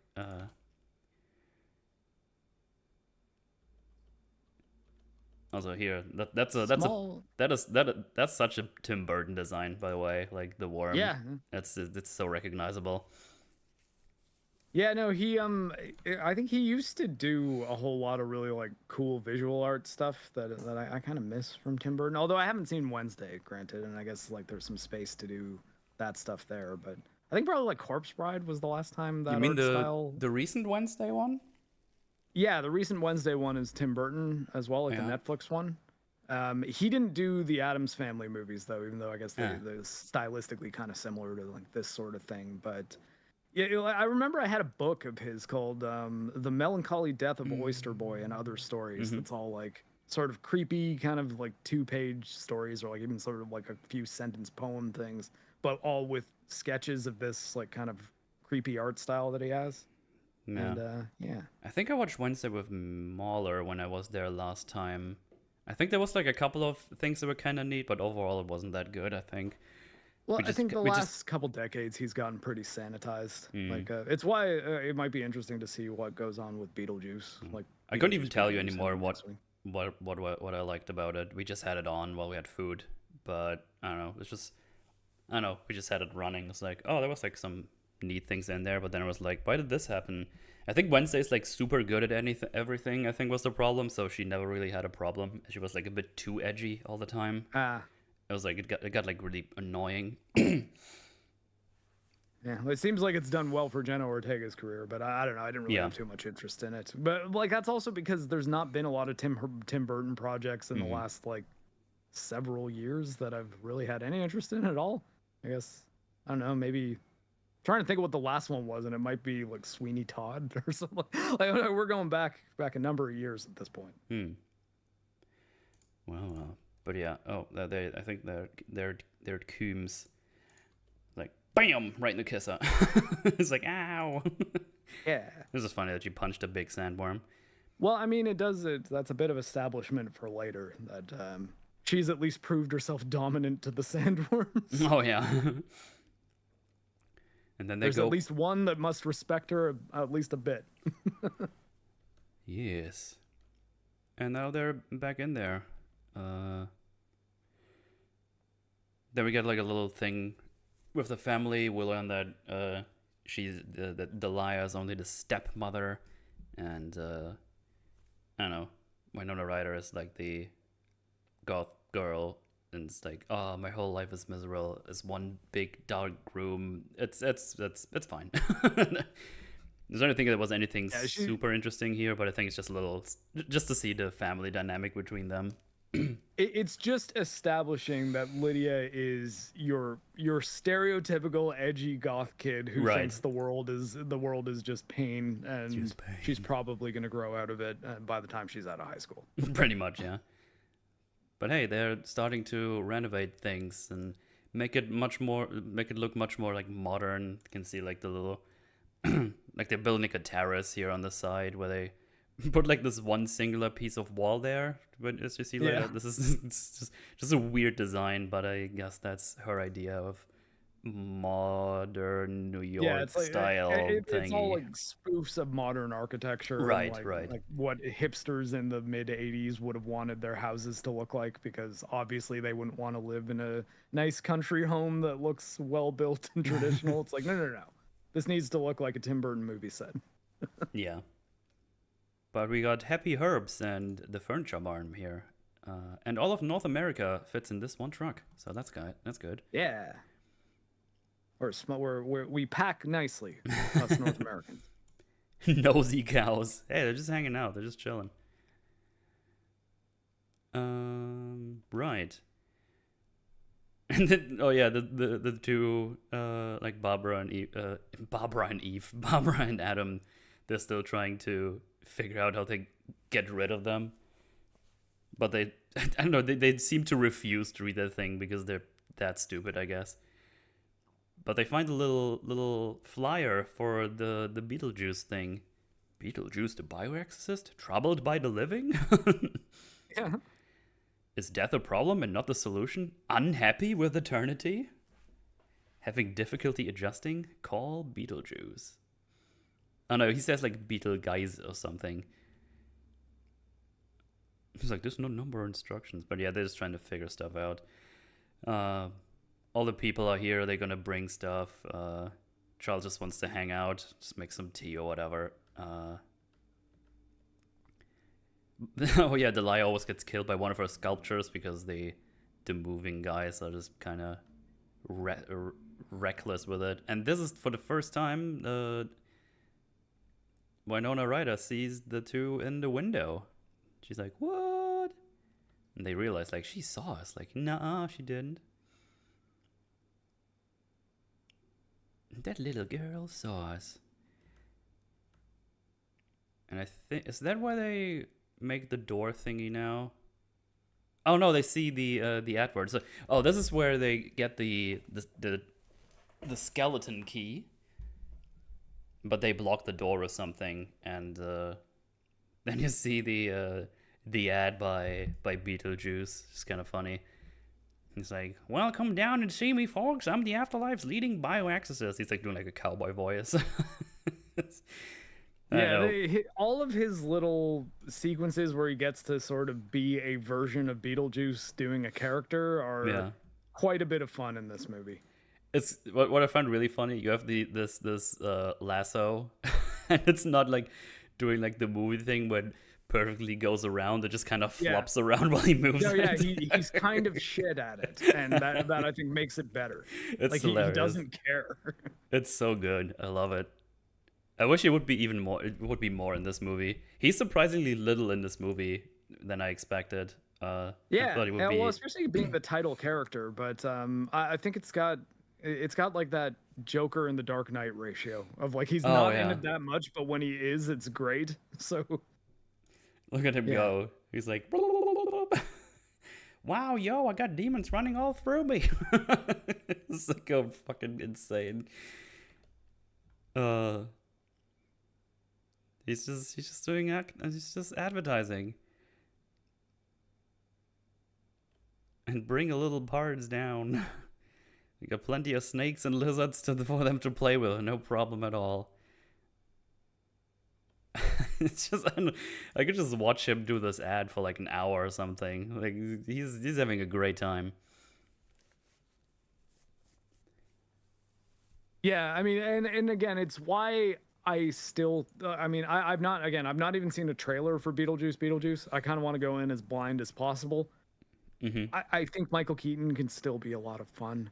I'm just like, this could be okay. Even if it's not amazing, it could still be worth watching. They did a thing with Hot Ones, apparently. I have to check that one out. That's probably pretty funny. Oh, Michael Keaton? Yeah, as Beetlejuice in costume. I think. No way. Yeah. I don't. It's like a not a proper episode, but it's like a little. I think it was like a meme episode, and to check it out. But or not a short, but I mean like a little special they did for probably paid by the studio. But yeah, probably. Like I mean, if you get paying Michael Keaton to act as Beetlejuice isn't something I'm criticizing. To be, I know it sounds like paid by the studio. It's like no, they're allowed to do that. That's actually like kind of fun marketing. Yeah. Get Michael Keaton to go on Hot Ones as Beetlejuice. Sure. It's good stuff. I feel because he could probably use those emotions. Like when he starts getting to the hotter ones, I'm actually really interested in this now. I think I saw a trailer of it. I don't think he's actually using any hot sauce because from what I've seen, he doesn't react or anything at all. But okay. Oh, I'm not sure though. I don't quote me on that. I haven't checked it out yet. Because I was just thinking, I was like, man, getting Michael Keaton to improv as Beetlejuice while giving him hotter and hotter hot sauces might result in some fucking gold. Like, dude, the fucking Conan one it's definitely my favorite Hot Ones episode. That show was so funny. When he... Oh, yeah, Conan O'Brien. Okay. Yeah, like, Conan O'Brien. Conan the Barbarian. I was like, oh, that would be something. He goes fucking crazy at the end. So good. That episode was gold, man. But yeah, it's man. The spicy hot sauce at their higher level are no joke, man. But anyway, talking about gold, we get to see some really cool practical stuff now. Because now they haven't read a lot of the book apparently, but they found a thing that says, in emergency, draw a door and knock 3 times. And that gets them to the service station. Yeah, public service office, I guess. Public service office of the dead, yeah. Conan the Barbarian and hot sauce will probably result in him murdering everyone. Wolf gets it. Hey, I guarantee you, like, we're gonna have to give like really, really poor odds on betting on Conan shouting "Crom!" Crom. Also, hey, Wolf, how you doing? Yes, hello. If you're free to hop on, if you want to talk about Beetlejuice, we have a guest this week. Always happy to join. When a writer's trying to convince people there's dead people, and the dad is like, "Yeah, sure thing. I'm gonna go watch birds and stuff." Yeah, Charles really just wants to chill out. Yeah, but we don't care about that. We want to go to the public service office, and man, we have like all the cool stuff here. That's probably my favorite bit of the whole movie. It's yeah, and I love that they hold the joke too for later on, like when you find out what the deal is with all the workers. Just look at this. We have like a fleshy rotating thingy going on. We have this diver guy who got bit by a shark. The shark is still on him, so I guess that shark choked on his leg as well. As one does. There's a guy in a sleeping bag. I guess he got attacked by a bear or something. I'm not sure what happened with him. Yeah, bears are pretty dangerous, everybody. I don't know what's up with her over here. She just seems charred. Well, they have the one guy, the smoker dude, who's like he's charred ash. Yeah. He's like, a cigarette. I'm trying to cut back myself. And we got her. I guess that magic trick went wrong. Yeah, the magic trick lady got transected. It's so funny how they just tell what happened to these people without saying a word. It's just like, oh, okay, I understand. I would, but I've never seen the movie, and I'm currently rearranging my office, so perhaps another time. It's all good. I watched half of your Rings of Power video. My kitten stepped on my phone and sent it back to the beginning. Tried to protect me. Yeah, that's better. You can't have too much of situational disability at once. I've been there. My dogs will sometimes walk on my phone, and if I'm a mod in that chat, I might accidentally mute someone. So if that happens, it's very possible it was Rocky. Yeah. With this guy with the small head. So we'll see him later as well. Yeah, or especially, yeah. We'll see him as well as get some context for him.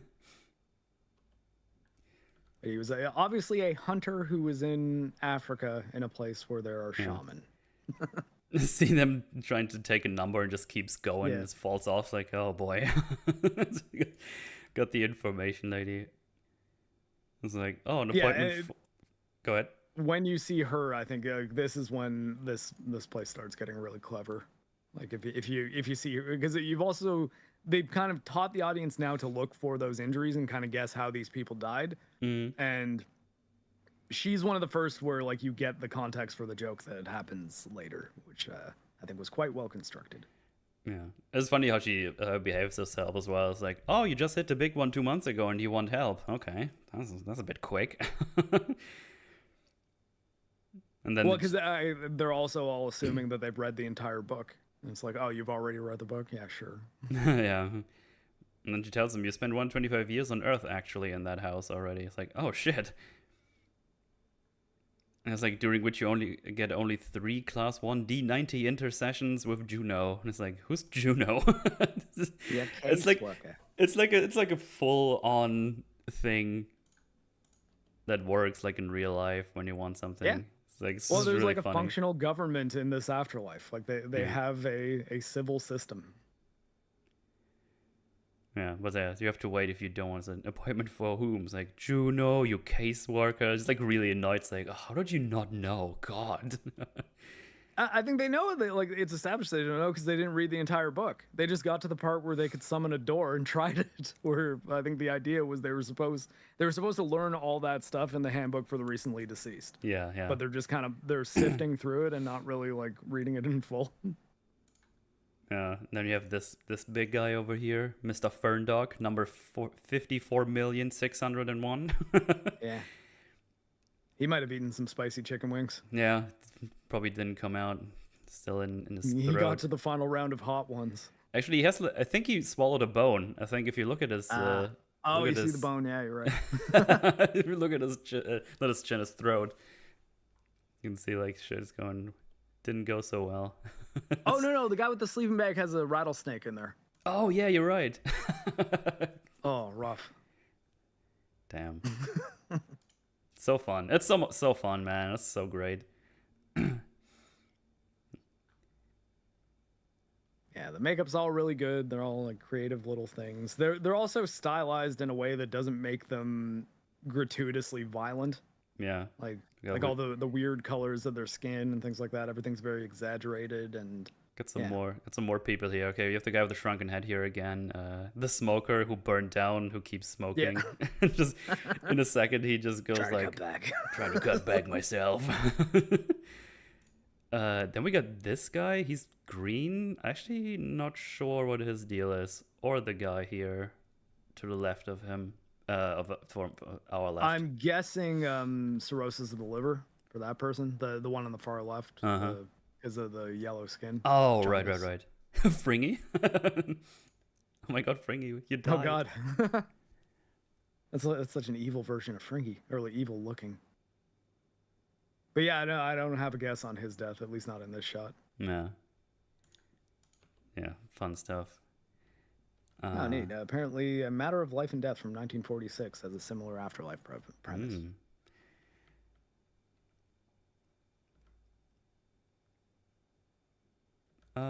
Let's see. Oh, we got... So the Maitlands get called in by this guy. I wonder what happened to him with the tire thing on his back. It's just... He got fucking flattened, dude. Yep. You have all these workers here. They're all just skeletons. They've been here for eternity, I guess. Mm-hmm. And then this guy asks him, how I look? It's like, oh, you look fine. It's like, do I? I feel a little flat myself. Ha ha ha ha. And then he goes into his little thingy. Wait, where is it? Yeah, there's like a little crevice that he shoots right into that only he could fit in. Yeah. Hang on.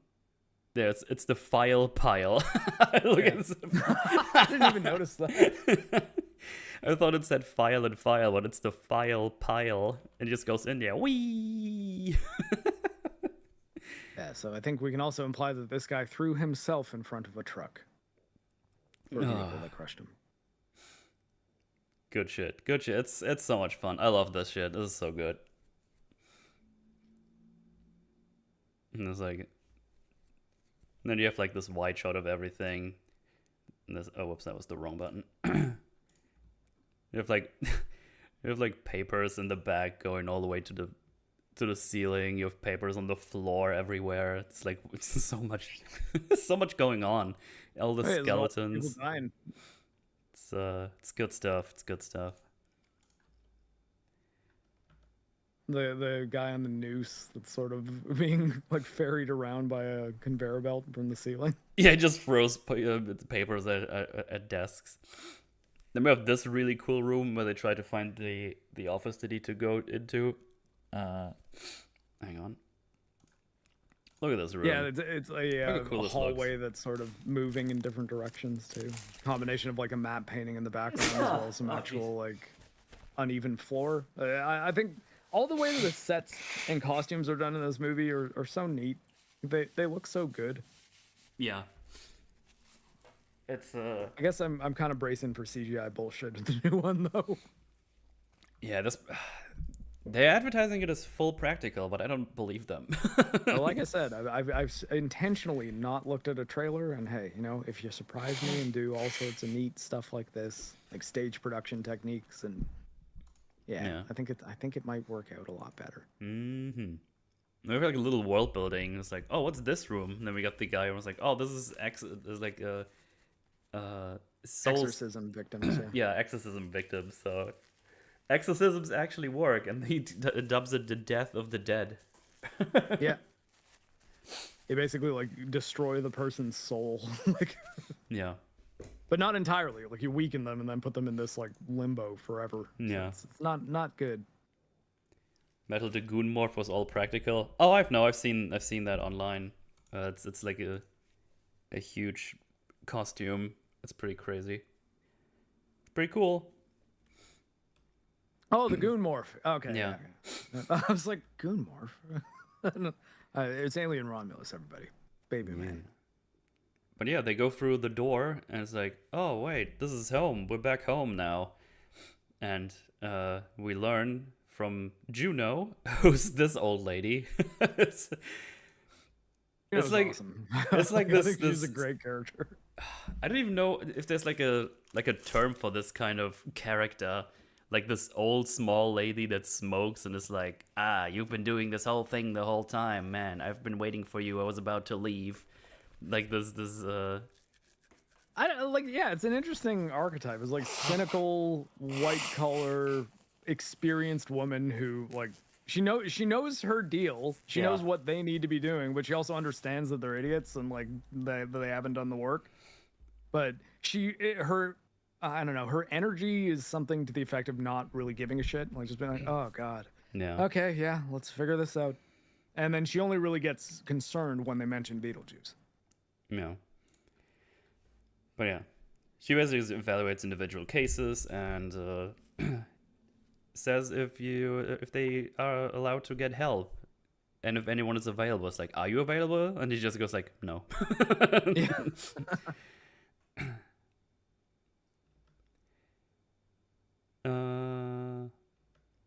Yeah, they basically tell us like, yeah, we want those people out. It's like, well, it's all in the fucking book. You didn't read it. Get them out yourselves. It's your house. It's like, oh, maybe you should just start simple. Like, use your talents, practice, yada, yada, yada. So she basically tells them what's probably all in the book because they're so fucking dumb. They didn't read it. Veteran caseworker. I'm still trying to think of an archetype. Right. For the old lady. And it's like, well, I gotta go. And then Barbara was like, oh, what about the guy in the flyer? Beetle? She's like, shh, stop. Yeah, like don't even say his name. You don't want his help. And then Adam was like, we might. I was like, no, you don't. Also, she cut her throat, by the way. So she probably badass way to die. Like if you're gonna choose, like, man, lady. So she probably worked at the same job before. Same job for too long, and now she's probably stuck doing it for all eternity. Or like shitting on people that don't read. Shaking my head. Hey, I'm just disabled. Okay, leave me alone.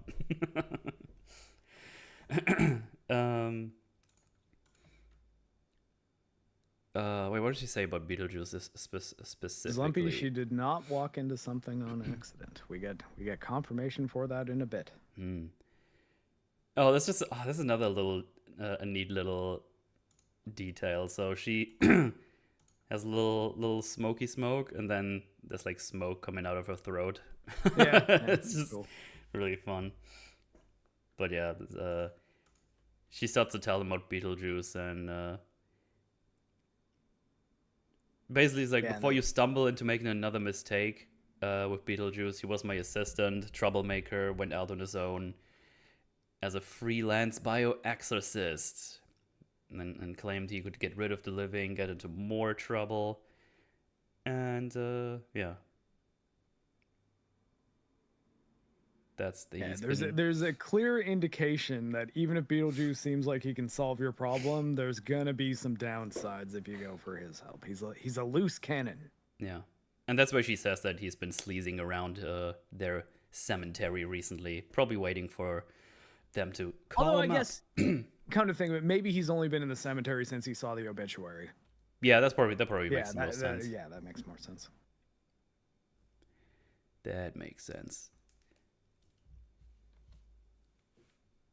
But I strongly suggest that you remove the deeds yourselves. I was like, okay. I was like, how do we contact you if we need you again? And then just pieces out. It's like, nope, bye.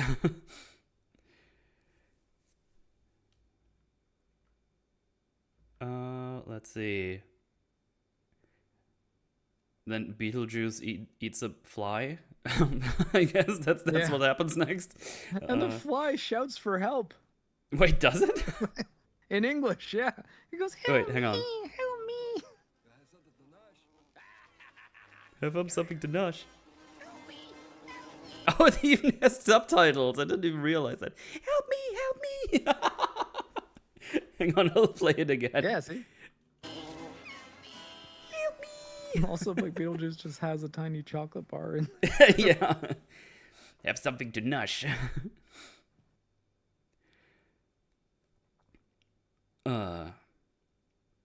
But yeah, Charles. Oh yeah, actually, that's a good point. Yeah, reference to Vincent Price's The Fly, which the Cronenberg Fly is a remake of. Hey Jojo.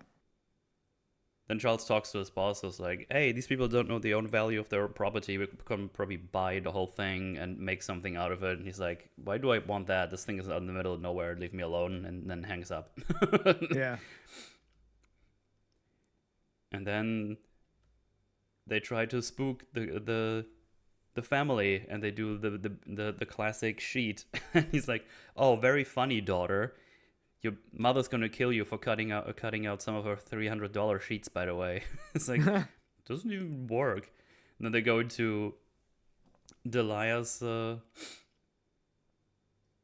bedroom. She's watching wrestling, by the way. There's some wrestling on the telly, which I can respect. Don't tell me who's that, by the way. I have no idea. That's probably like some UWA shit or whatever. I say like anyone in chat knows what the fuck I'm currently talking about. Was anyone a wressling fan in 1988 or maybe 87, considering when this was probably... This might be like early... was gathered. Might be early WCW. Because it's a blue ring. They had blue ring back in the day. I don't know. I can't make out the wrestler. It's definitely not a prominent one, so... And his face is... thing, but the guy's using a claw, so this might be one of the Von Erichs. This is now a wrestling podcast. I've never been a big wrestling guy. I've only recently watched the AEW London Wembley show because I was busy, and that was a really good show. I actually wanted to go to the first one they did, but Ticketmaster didn't want me to buy any tickets. They just didn't allow my PayPal for some reason. And then, actually, I haven't bought tickets like through Ticketmaster for an event in years at this point. Well, I guess I've not gone to a single like concert or anything since I lost my leg. Yeah, then my friendo tried, who lives in the UK, not Maul or someone else. I was like, well, I can't buy them as well. It's like, oh well, guess not then. So we couldn't go. I think Ticketmaster is like the monopoly in the UK, so even if you go to like Live Nation, they just link you to Ticketmaster. Ticketmaster sucks ass, by the way. Their website sucks, everything sucks. The London Wembley show. I remember having to call Ticketmaster back in the day, like before websites for tickets were a thing. No, it wasn't ass. It wasn't ass as well. I think ass doesn't like AEW. I don't know. He wasn't on board with their stuff. I enjoy them. Haven't watched it in a little bit because I was busy, but you know, Scalpers get first pick, pretty much, yeah. There was actually a wrestling show for WWE in Berlin yesterday, so there you go. I didn't go, obviously. Well, I guess this wrestling talk is good prep for the Chainsaw Man Forge, because what is wrestling but redneck anime? Yay! But yeah, they try to back to the movie. I couldn't think of a segue with anime and wrestling that includes ghosts, so I don't know. They try to spook her, but she doesn't care. And there's like a joke where they moan, and the daughter thinks they're having sex, and it's like, God, I'm a child. Why do you do this? And then the liar just wakes up and just ignores them and just turns off the telly and goes back to sleep. It's like, that didn't work. Yeah, but they're not doing a great job of being scary. But then the daughter comes out and takes pictures. It's like, wait, you're a ghost. I saw you earlier. And then they finally get to do a little talky talk. Because she does not ignore them.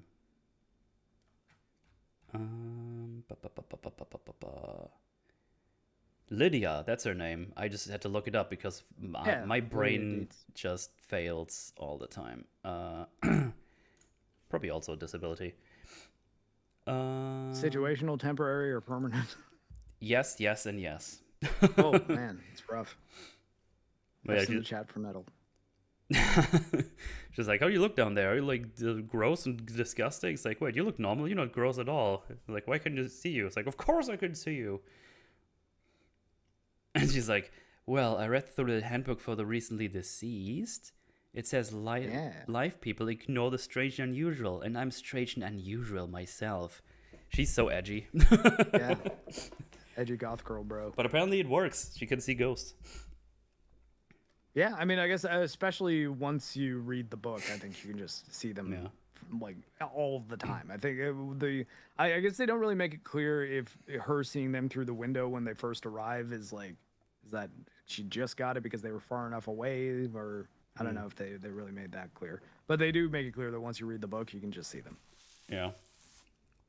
I like how she says, "Oh, you can't scare my stepmom. She's sleeping with Prince Valium tonight." Yeah, that was a good line. That's a pretty good line, yeah. And then they go upstairs to the attic. It's like, well, we wanted to frighten you so you would move out, but we failed.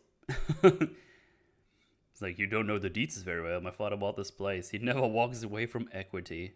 It's like, wow, you... And she's like, wow, that's amazing. I love talking to the dead people. I was like, wait, you're not going to tell your parents we're up here? Unless you think it'll frighten them away. Yeah, no, seriously. It's like, wait, should you tell them? Maybe just, yeah, they're ghosts. Yeah.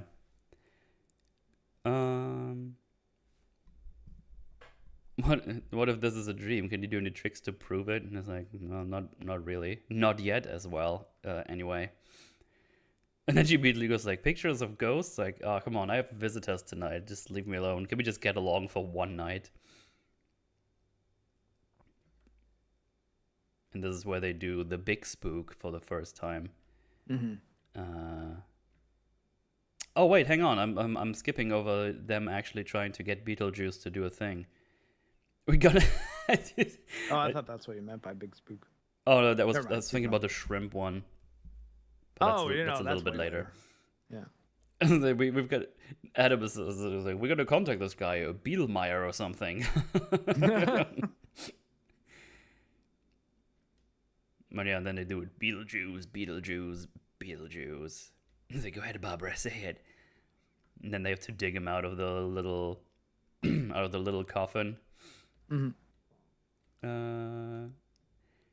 And then they do, and he's the crazy big creep. He's like, Adam, Babs. I like it, the way he voices him as well. Yeah. Everything he says is just great. Yeah. Just look at him go. He goes like, wee. It's so much fun. It's just Adam, Babs, and just gives her a kiss on the mouth. You know what? I'm gonna guess that we're not gonna see anything like this in the new one. You know what? That's my guess. I don't know if they're gonna do that. Him being like a perv creep, where he tries to just kiss the lady and look under her skirt and stuff. You know what? I think that's not gonna happen in the new one. Just a hunch. I guess we'll see. It's like, boy, do you know how to pick him up? Is this relationship solid? Do I have a shot at her? It's just, excuse me? It's like, am I overstepping my bounds? It's just so good.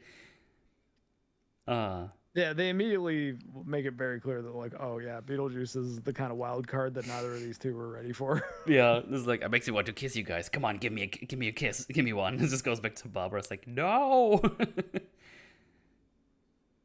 It's like, all right, let's get behind the business. I've got a card here, so that's also good. I've got a card here somewhere. It gets like gets a rat out of her. It's like, hold that for me, will you? It's like, ah.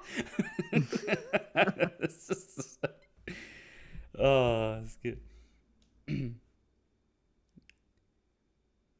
But yeah, we need some people out of your house. Like, what are you gonna do when you get to know you guys? I have to move in with you a little bit for a while. Just hang out. Get to be real pals. He's immediately becoming a bigger problem than they thought he was going to be. Yeah. He's disgusting on every level. He really is. He's like moldy in his face and his hands and everything. It's so disgusting. It's great. Oh, he does like he like does like the and then he spits into his jacket like he's keeping it for later. Yep. Hang on, let me get it on screen because I think it's great. Get closer. Move in with you for a while. Get to be real pals. You know what I'm saying? Oh, that was way longer than I think. Just looking out for copyright here, okay? Save that guy for later. Yeah, he is. He's definitely a distasteful character and very, very over the top. But I think it's quite fun. Oh, come on, we've all done that, haven't we? Yeah. I mean, it's like, oh, we have some questions for you. What are your qualifications? Oh, sure, I went to Harvard, attended Juilliard, and he's like talking really normally, and then it goes more crazy. I survived the Black Plague. And it's, I've seen The Exorcist about 167 times, and it keeps getting funnier every single time I see it. It's so fucking good. And not to mention, you're talking to a dead guy. You think I'm qualified? Like, no, can you be scary? He's like, oh, let's check this out. Can you be scary? Then he turns around, does like a wanking, so he's like, "Pfft. What do you think of this? Blah." The fact they don't show it to us is such a good move. It's like, you like it? Hang on, actually, I want to... The wank, too, is so good. Yeah, like, I want to show that as well. Fuck off. I mean, it's short enough to not get in trouble, I'm pretty sure, so hang on. Gets funnier every single time I say it. Cocaine is one hell of a drug.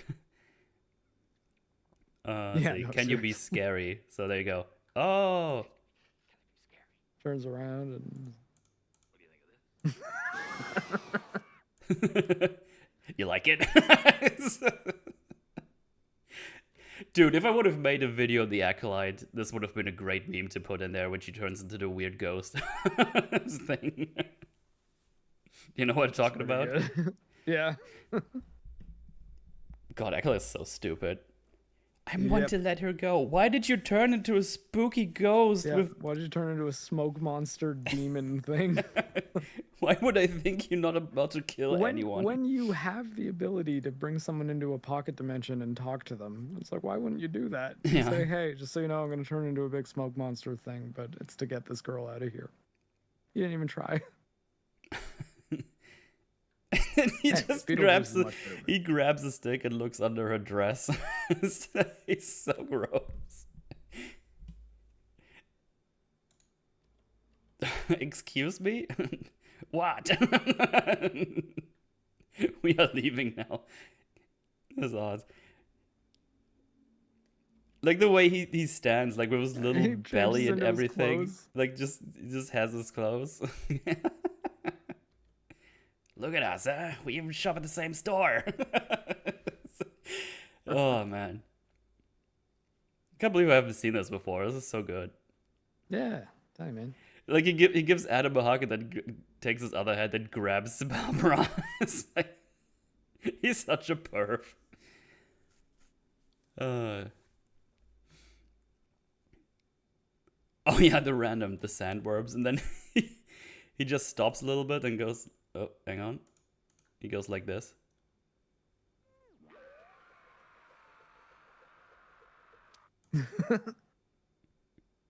I hate when that happens.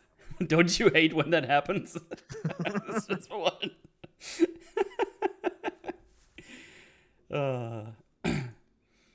We have to get out of here, and it just says home, home, home, and apparently that works. Good job. Yeah, well, yeah, good thing. I hope you like Italian. Hey, where'd you go? Come on. Here's the thing. It's like, what did he make? Because all he had was that fly. Maybe he did a little fly lasagna or something. Metal juice for Halloween. Nice fucking model. The honk honk. Oh my god, that oh yeah, hang on. killed us when we were kids. Like we laughed so hard at that.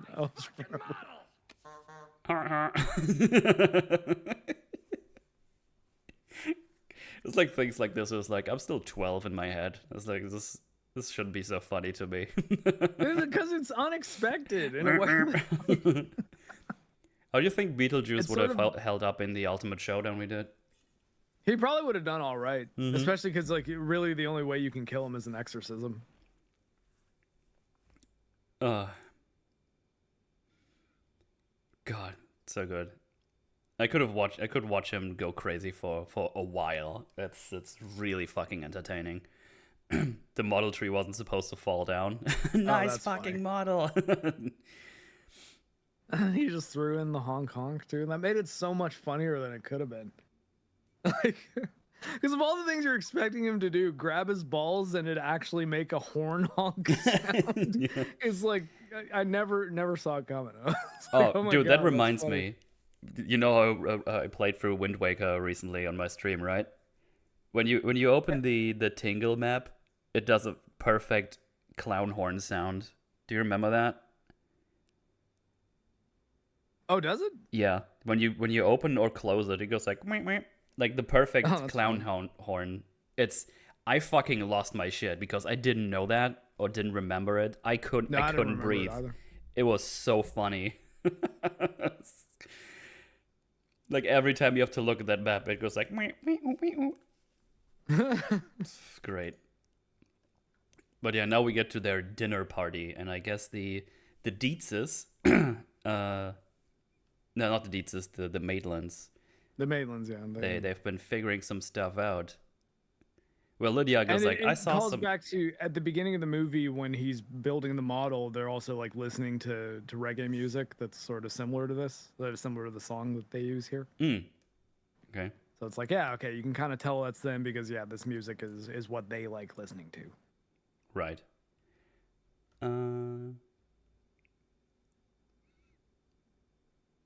But yeah, and then they do like the song. I forgot actually what's the name of the song. I know the song, but I couldn't tell you who did it and who sang it or what the name is. Day that come and me won't go home. Yeah. Chad, what's the song called? Because I know that song. I've heard it so many times. Banana Boat, Harry Belafonte, that's it. Banana Boat bracket Deo is the name of the song. Well, there you go. Google's like, banana bread? It's like, yes, I'd like to, but that's not what I was looking for. Apparently there's an animated series called Banana Fish. That's just what I learned through this Google search. Anyway, but yeah, they basically just get forced by them to do a little sing-song. I think also at one point Adam at the beginning of the movie says that he wants to take a vacation to Jamaica too. Right, yeah, yes, he does say that. But yeah, they all, the family and the guests, they just go fucking crazy with the song. They just do the thing, they do the dance and everything, and you know what, they do pretty well. It's a pretty funny sight as well. yeah, this is a really funny dance scene for a movie, especially because the actors are doing a really good job making it seem like they're doing all these things but not of their own free will, and they all sort of understand it. Yeah, Like the looks on their faces are great. yeah, they go like, "What the fuck is happening? Why are we doing this?" Like shaking their ass and everything, and then they sit down and get attacked by shrimp hands. Yep.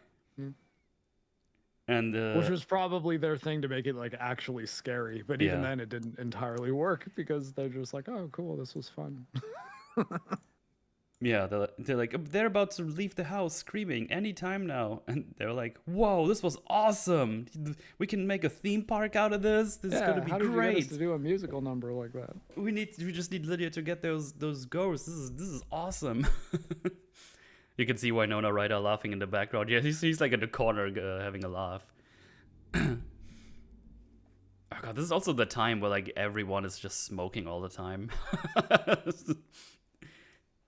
Just back in the 80s, dude. Like even in movies, like, yeah, we're smoking during eating, while we have food, after food, in between.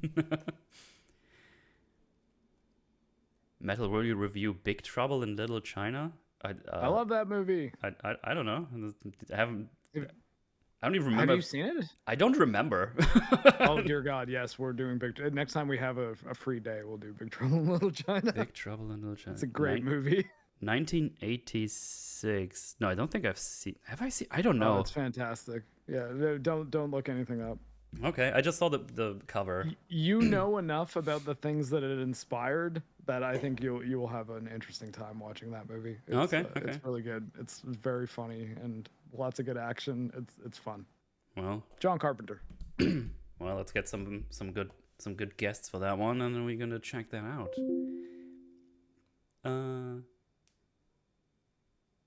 And they're like, "Hey, are the ghosts gonna come down?" It's like, no, they wanted to scare them away and not do tricks for you. And now that they're mad and they're not gonna come down. So that's just going.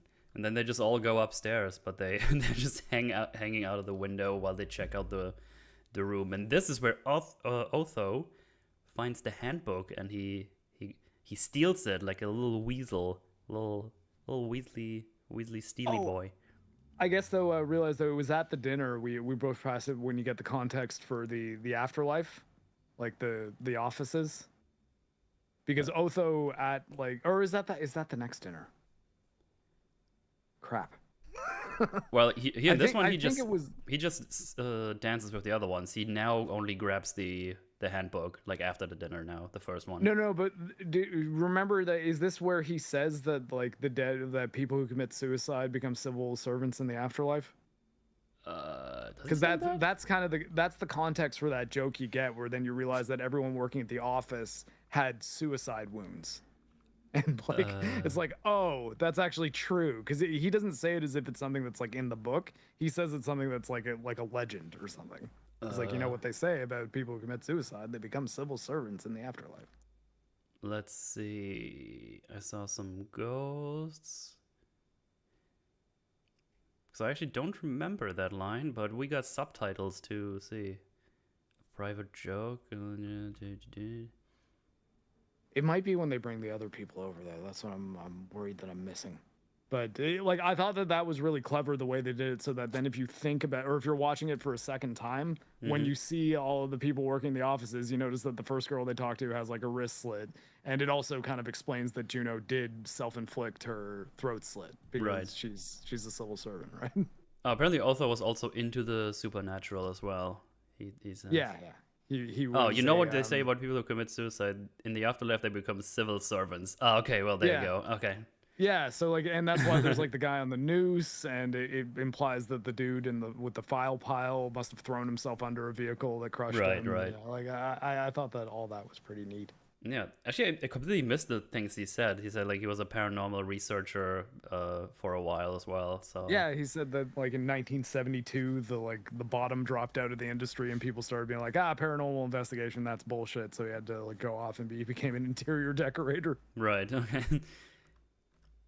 But yeah, now the whole family goes upstairs to check out the model and everything. Otho grabs the handbook, and then Peter just like, now let's turn on the juice and see what's going on. He looks so fucking crazy. He's just having a smoke. Look at this shit. Hang on. Just let me get this here.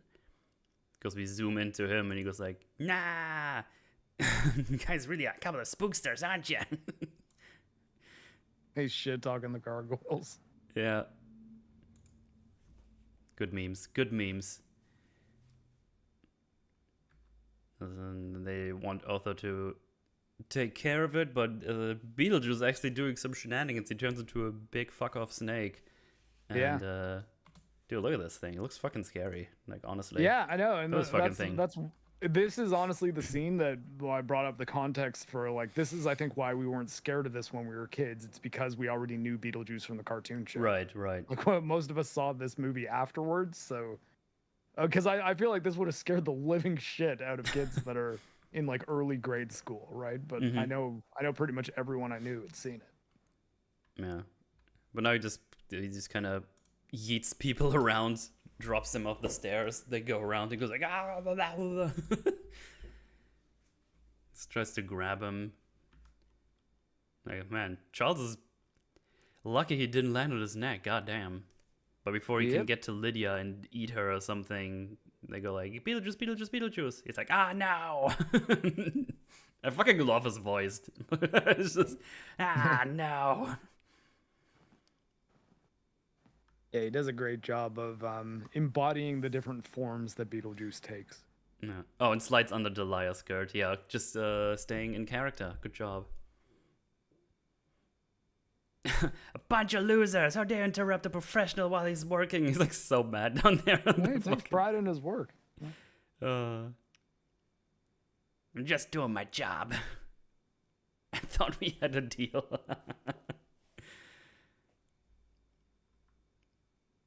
Oh yeah, she grabs him and just gets spikes out of him. He goes like, ah, and then he gets stuck in the floor, and he's like, nah. Yeah, he's like, I'm feeling a little anxious, if you know what I mean. And then he just makes a thing appear. Sure, what's the name? Like a strip club? Yeah. Yeah, Juno makes a strip club appear to distract him, and it works. Like, it immediately works. He's like, oh, hey. The way he dances into it as well. Fucking look at this shit. He's like, ah, yeah, fuck yeah, strip club, woo. Dante's Inferno Room is the name of the place. And then Barbara's like, Adam, why did you build that? It's like, I didn't. Hey, he's like, no, like, how would I have done that? That's fun. It's fun stuff. It's great. But anyway, they get teleported to Juno's office because they got Beetlejuice involved. And there's a joke here with this football team where everyone dies except the coach. Is that a reference to something? Because I was a bit lost on that meme. Well, no, I think the idea is the coach wasn't on. I think they mentioned it being like a plane crash or something like that. Mm-hmm. And I think it's just a joke about like the football players being too dumb to realize what's going on. They think this is all just part of their trip. And they keep calling her coach just because they think of her as the one in charge. Oh, okay. I thought this might be like a reference to... At the end of it, he comes in, he's like, hey, I think we might not have survived that crash. I thought this might be a reference to some real-life happenings or something. I think it might just be Tim Burton thinks jocks are stupid. Okay.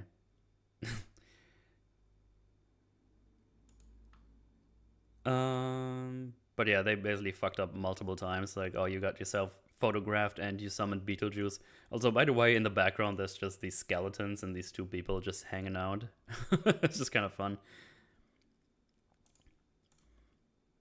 And yeah, well, she's also intervening because Otho has the handbook. Also, he's like, yeah. Look, like this, like, you guys are fucking up, and there could be serious consequences. Yeah, we can't have anyone having proof that there's existence beyond death.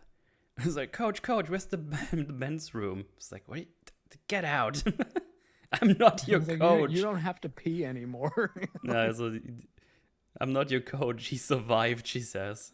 And then he just goes, what's our curfew? It's like, get downstairs. Men's room. Yeah, considering Tim Burton's personality, it would not surprise me if he didn't have a high opinion of like football players and stuff. Right, They probably right. didn't give him a great time in high school. Ah. But yeah, they're now just hanging out on their terrace they built. Look at Otho and his fucking outfit. So you've got to figure out a way to sell these ghosts. I can only do so much. So now they're just on a hunt to make profits, basically. Yeah, they're trying to figure out a way to monetize the fact that they're in a haunted house. Now there's a scene that would be dark in every other thing, but here's just, I don't know, edgy goth thingies happening. It's like, Yeah, I think it's cartoony. I'm so alone. That she scribbles it throws it away. I am utterly alone. Yeah. It's like, make it as dramatic as possible. It's like, having jumps, like, no, plummeted.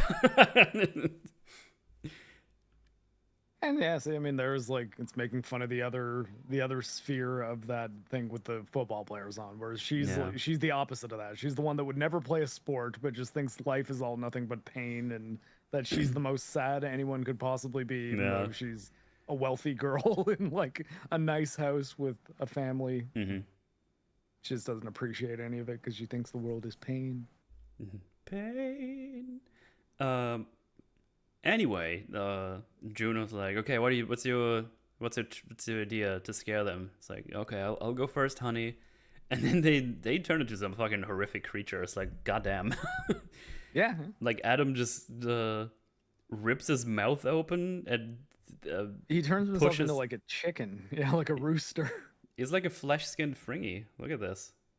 Yeah, he extends his nose into like a beak and then thrusts his hand up through his mouth from the bottom of the inside of the top of his head out to the outside to create like rooster feathers and yeah, eyes on the fingers. Look at this shit.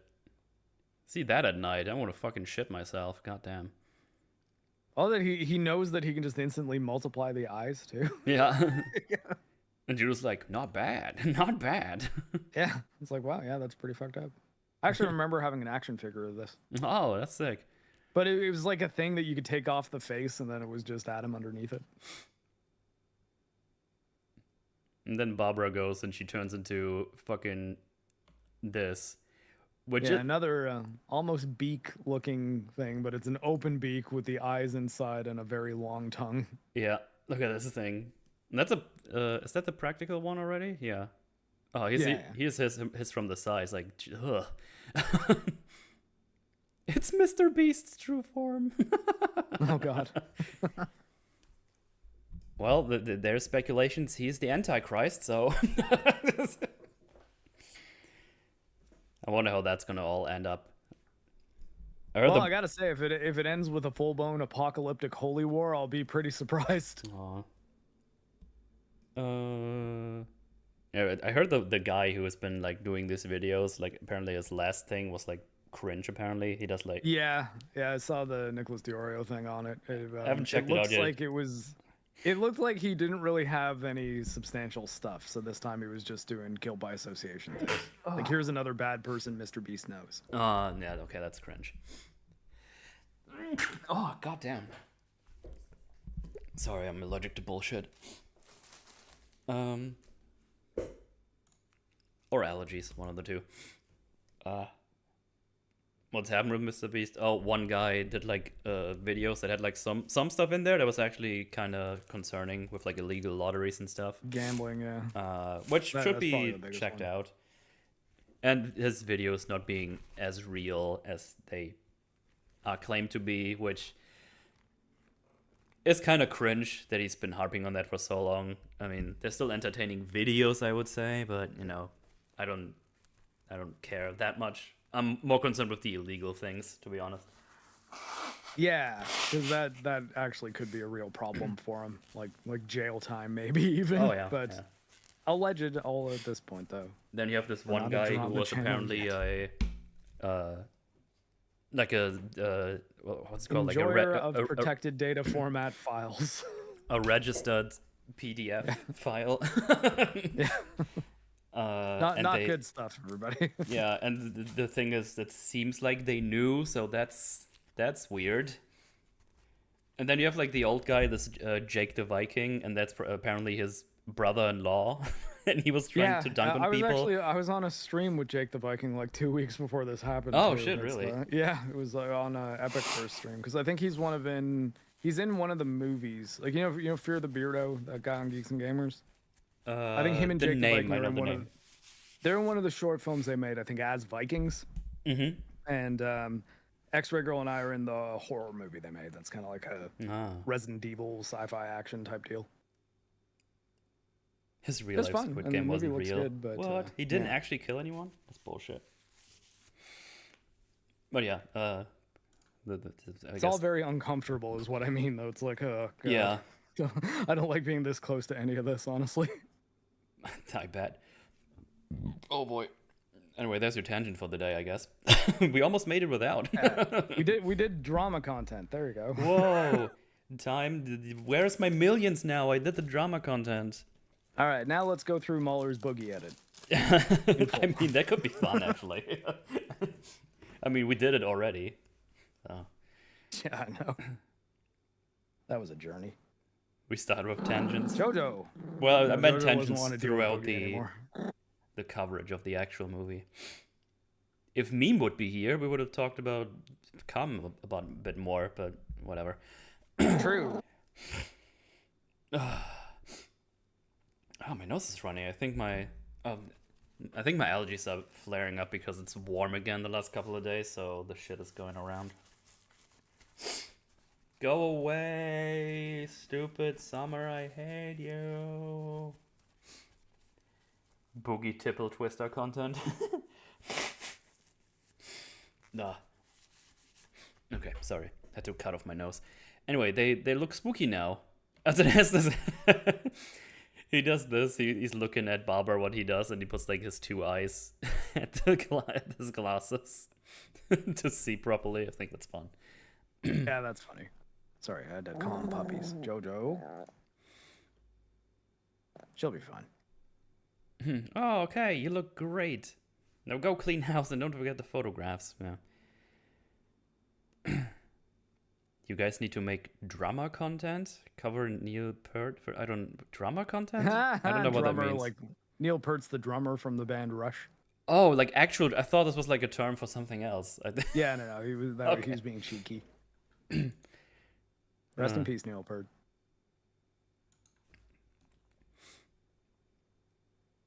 But yeah, they go back. But now Beetlejuice is trying to convince Lydia to help her out.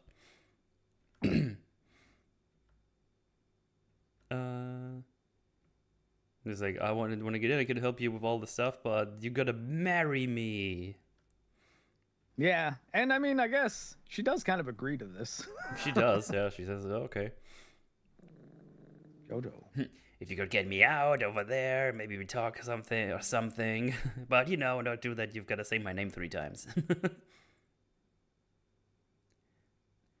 The way he does the charades as well. I can't tell you. Why not? It's like, if I tell you, you'll tell your friends. They're calling me on the horn all the time. Gonna sign shopping centers and stuff. Then he's just like 2 words, right? And it's like, turn around. There's like a beetle sitting there. It's like, hey, what's up? Hello. Oh god, the doggos are going nuts. Yeah, they're settling down, but there was a bit of a thing happening here. Yeah. Oh god, damn, J-Mag with the gifted. God damn. I got Jojo riled up again. J-Mag sometimes just fucking crashes into the streams and does these legendary things. Look at him go. God damn. Thanks, J-Mac. Thanks, man. Appreciate it, buddy. One earlier too. We will get to all super chats at the end, but man, it's tough to ignore a 50 gifted membership. Yeah. It's like, wow, now this is all that we can see in chat for a bit. Yeah. And James, simp. But yeah, thanks, Jay. Appreciate it. Very, very epic. Hope you're doing well.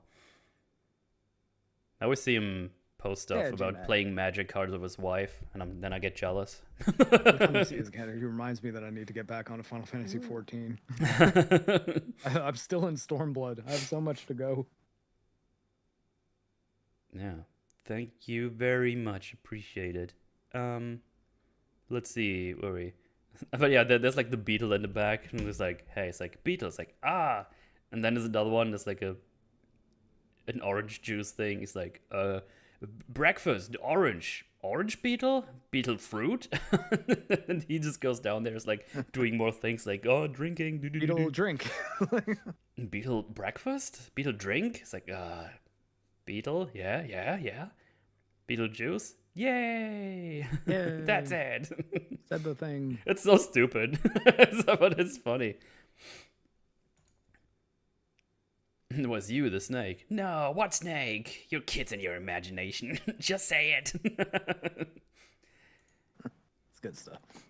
And Jesus goes like, no. Like, you talk to Barbara. Just say it. And then they come back home. And they actually do look scary. And she's like, oh God, what the fuck? Because they actually look spooky. Yeah. They've learned to be legit frightening at this point. And then she's like, I want to be with you guys. I want to be dead too. They're like, no, being dead is actually not really that cool. Even I'm just like, yeah, it's like, no, it's like, what are you talking about, you crazy goth girl? Stop it. Yeah. Being dead is not a good thing. And then Abby says, listen to her on this, Lydia. This is something we know a lot about. Yeah, seriously. We've been through both. It's better to be alive. And it's like, hey, you can come up here and visit us anytime you want. Then we're gonna invite you and your family too to stay. And then, but now they get the model downstairs because he's doing a presentation. Charles is doing a presentation to his boss now, and we're rapidly approaching the crazy end sequences where all things are going down. Oh yeah, because now Beetlejuice has entered the equation properly. Oh yeah. He's like, oh, we can do down there with an insect zoo and ghosts and stuff. And it's like, Lydia, you're here. How about you get your friends down there? It's like, well, they don't want to come down. It's like, yes, they do. But Otho, he can do stuff now because he's been reading the book, and he's is he doing an exorcism or is he just summoning them? Actually, Yeah, didn't quite, well, I mean, I think fully understand what the happened. implication is that he's summoning them, but the only way in which he knows how to do that is by performing an exorcism. Yeah, but he needs some things of personal things. But they already set up Chekhov's wedding dress and wedding suit, and we use that because they found that earlier. And they're gonna use that to summon them into these. And he's doing all kinds of magic stuff, and they summon them, and then she immediately starts withering away. It's like, oh shit, something's going on. The buried, dead, and slain rise again, and they both are here now. It's like, oh. It's like, they're dead already. They can't feel a thing. It's too late, Charles. I can't stop it now. It's like, what? Oh no. It's one of the Halloween movies we watch with the kids. They love they love it. My wife and I also started in a stage play version of it many years back. Oh, that's sick. Oh, right on. That's pretty cool. Oh god, my nose is itching. I might have to take one of these allergy fleams here in a second. I don't know what game my wife's playing today, but she's freaking the fuck out right now. Are they playing Chained Together again? I don't know. I thought they were playing something different, but I forgot what it was supposed to be. I mean, I can probably tell you real quick, because now I'm curious. Okay, fine. But yes, we do also have to interact with Chekhov's sandworms later, as it's being They are pointed playing out Chained by Together. Oh, okay. I could have sworn she said they were doing another thing. Well, never mind. God. Oh, Concord. Yeah, I thought they were going to say they were going to play Concord. Concord? No Maybe one they plays that decided game. against it. I think that would have been the joke. Oh, okay. That, like, the only people playing Concord are, like, Az and X-Ray Girl. Oh, God, Jesus Christ. Why always during streams? You had all day to annoy me. I could have fixed this already. Stupid allergies. Anyways, everybody, we're just having one of our regularly scheduled Metals allergy breaks. How are you doing? quick little check-in. Where are those stupid tablets? There they are. We are sort of zeroing in on the end of the movie, though. It's time to take some sort of drugs. The last big set piece Ugh. before a couple little ending bits. Wow, less than 1,500 players on PlayStation for Concord. How's Deadlock doing? That released to the public now officially, right? Is it? I think it might still be by invite, but I've played pretty much a game a day for like the last little bit. I don't mind Deadlock. It's there's something about those MOBA rules in the context of a shooter that makes me kind of want to just see if I can win again. Oh. It's but yeah, I don't know. It's pretty early, but I think Deadlock could end up being pretty popular, unless people are just totally done with like hero shooters as a concept. But yeah, the amount of MOBA that it is pretty neat. Well, the fact that it's a Valve game is probably interesting enough for a bunch of people to just go check it out anyway. Yeah. So we'll see how it does. I'm already okay with a couple characters. And I think it's neat because every time you select your characters, you have to pick 3, and then you just kind of get one of those 3 if other people are picking it. So there's an element of, hey, you should get good with probably more than one guy. Otherwise, you might not get that guy. And I think that's kind of a neat way to incentivize diverse play. I mean, I have some friendos. We always look for some games to play, and they never want to spend money on games because they never know if they actually play it more than once, which is fair. I imagine they'd be doing Deadlock as free. Like, I mean, Counter-Strike and Dota are free, right? And Team Fortress. That's a friend I always play League of Legends with, by the way. Ah, yeah, there you go. So, I mean, honestly, you two might end up really liking this. I did send you one of the invite suggestions. Did they not send you a code or like an invite? We already talked about this. I did check it out a little bit. Like, very briefly. I actually didn't have time to play a full game or whatever. But I did get the invite. Yeah. Yes, I did get it. Yeah, it's not bad. I keep on being interested to go check it out again and see how the next game plays out. It's I tend to not get too pulled into multiplayer games, so this isn't going to be the kind of game that I'm going to be dedicating my next year to. But I think as an in-development multiplayer game that Valve is making, it's interesting, at least in concept and general design. Yeah. Yeah. And League of Legends cringe. Oh, the thing is, I only play League of Legends when I'm with those guys and we get drunk. So, and I don't care if I win or lose. I just play support because it's the only one I remember how to play. You know, I figured out too on the EFAP anniversary, I got the date that Arcane Season 2 was starting very wrong, and I realized why. It's because on November 15th is when the Blu-ray comes out of Arcane Season 1. Yeah, but apparently Arcane Season 2 starts on November 2nd. I see. But yeah, I always play that with those. And we mostly like 4 or 5 people, so we only have like one random in our team anyway, so if that single guy starts to be toxic, we just don't give a shit. It's always nice. I always hate playing with random, so that's cool. It would be funny if you get a guy like just shouting at you about how badly you're doing, and then because all 4 of you are like in the same room together, you're just like, shut up, noob. It's like, noob, what do you mean I'm the other one? I don't care if I win those pragmatic Metalcommander 2024. Yeah, I mean, I do okay as a support. I think it's fine. I mean, these guys play that game more often, and they're sometimes surprised how well I do, considering I play this game like 20 times a year or something. But yeah, it's I don't know. It's fun when I play with them, and I'm drunk at the time, so who cares? I actually played GTA 5 again recently with them because they wanted to play it, and I downloaded it. It's still super fun, just fucking around multiplayer. I may have only ever played like 30 minutes of GTA 5 multiplayer, like GTA Online. I don't know. I was like, this is, I don't know if I want to invest time in this, and then I just never played it again. LOL stream one. That's very unlikely to happen.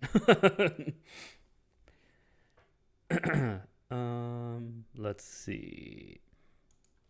Right. Okay. So the two are getting summoned against their will. And into Lydia their goes wedding clothes. in her wedding clothes. Lydia goes up to Beetlejuice like, help me! You gotta help them. It's like, well, in order for me to do that, I gotta get married so I can get out for good. And she's like, ew, but I guess I like those people, so we're gonna do that. It's interesting too that that's the terms of his curse. That like he just he needs to clean up his act enough that he can talk another person into marrying him. but he's just so dirty and terrible that it's like, oh, he's never going to be able to do that, so it's fine. And it's like, oh, well, we're even. I'm gonna help them now. It's like, well, fine, Beetlejuice, Beetlejuice, Beetlejuice.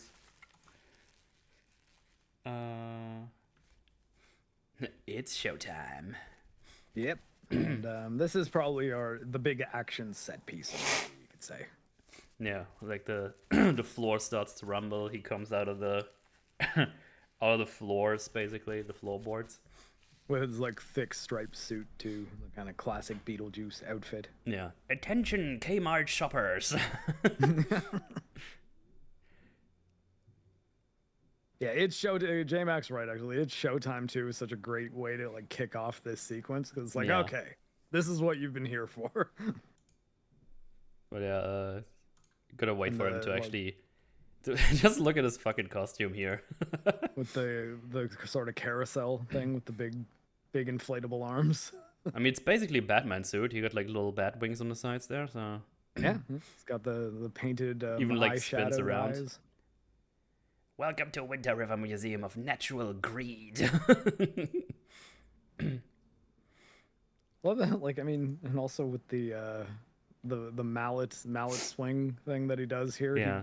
He does just kill those two people, right? Oh, yeah, they're probably super dead. Yeah, they sort of don't address that at any point in the movie. Yeah, he does like the inflated things. The thing is, the boss man is like, this is great, this is exactly, Yeah, this is it's gonna like, make wow. us so much money, and then he gets fucking annihilated. Yeah, it's like, oh no, these aren't ghosts that are just here to entertain you. They're deadly. Look at them. They're like, yo, this is sick.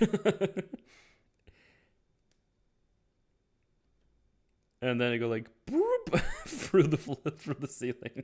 Yeah. No blood or anything. It's just like, yeah, they smash their heads through different levels of a structure. So Yeah. yeah, they're probably pretty dead. That is why I won't do 2 shows a night anymore, babe. I won't do them. Won't do it. I love that. And that is why I'm not doing 2 shows a night. Won't do it. Won't. Maitlands, I think they had enough exercise for tonight. It just, well, dispels the curse, I guess, or whatever they just did to them. Which, I mean, to be fair, that he did hold up his end of the bargain. He did save them. Yeah. This one, not so fast, round boy. We're gonna have some laughs. He looks so gross.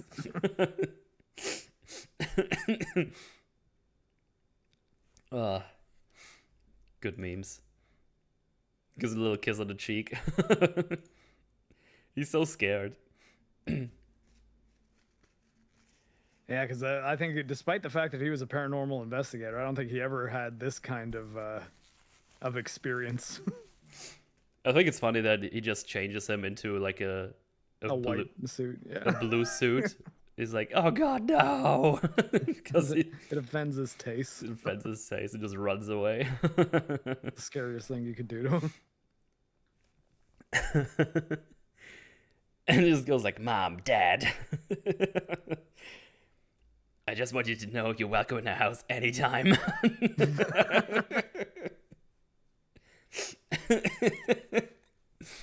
Oh god, so funny. Then he randomly puts a snake in his He says hand. the dowry's on me and then gives him some snakes.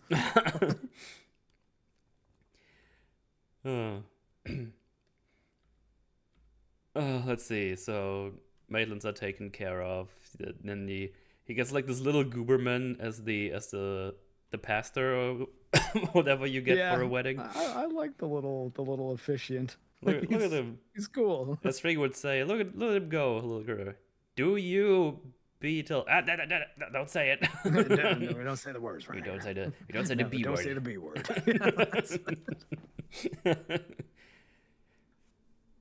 Come on, preacher. His reactions to when people say it Yeah. in this scene are so good. To take your beloved wife. Oh, jeez, I don't know. I mean, it's kind of a big decision. Just comes to... I always said if I ever did, I was going to do it once, and that was it. Then he goes back, sure, yeah, go ahead. And do you, Lydia, take, no, Beetle. You know what, let me do the talking. He's a little excited, a little nervous. And then he just mimics her voice like the Terminator. Yeah. And that counts. Like, I love that that's acceptable. And then everyone tries to say Beetlejuice, and he just rips out his mouth basically and his rips teeth. out his mouth and teeth, and then he still tries to say it. Yeah, and just like a little. He's trying to step on the chattering teeth. Like, it's very cartoony. Oh yeah. So it's like, come on, say it. And he comes back and just stops him in time. Take a hike, and then just yeets him to the model.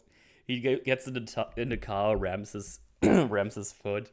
Yeah, and the car works, dude. Yeah. It's like a functional car. It's not just a little model. Barbara goes around and says Beetlejuice, and he looks at him and goes like, nah. Just puts a zipper on her face. Then he throws like a metal bar thing on her. Yeah, that's like bolted in. Yeah. I love that too. The first time she says it, he does this like screech. Like, Yeah, he's like, actually, I want to hear it. It's really funny.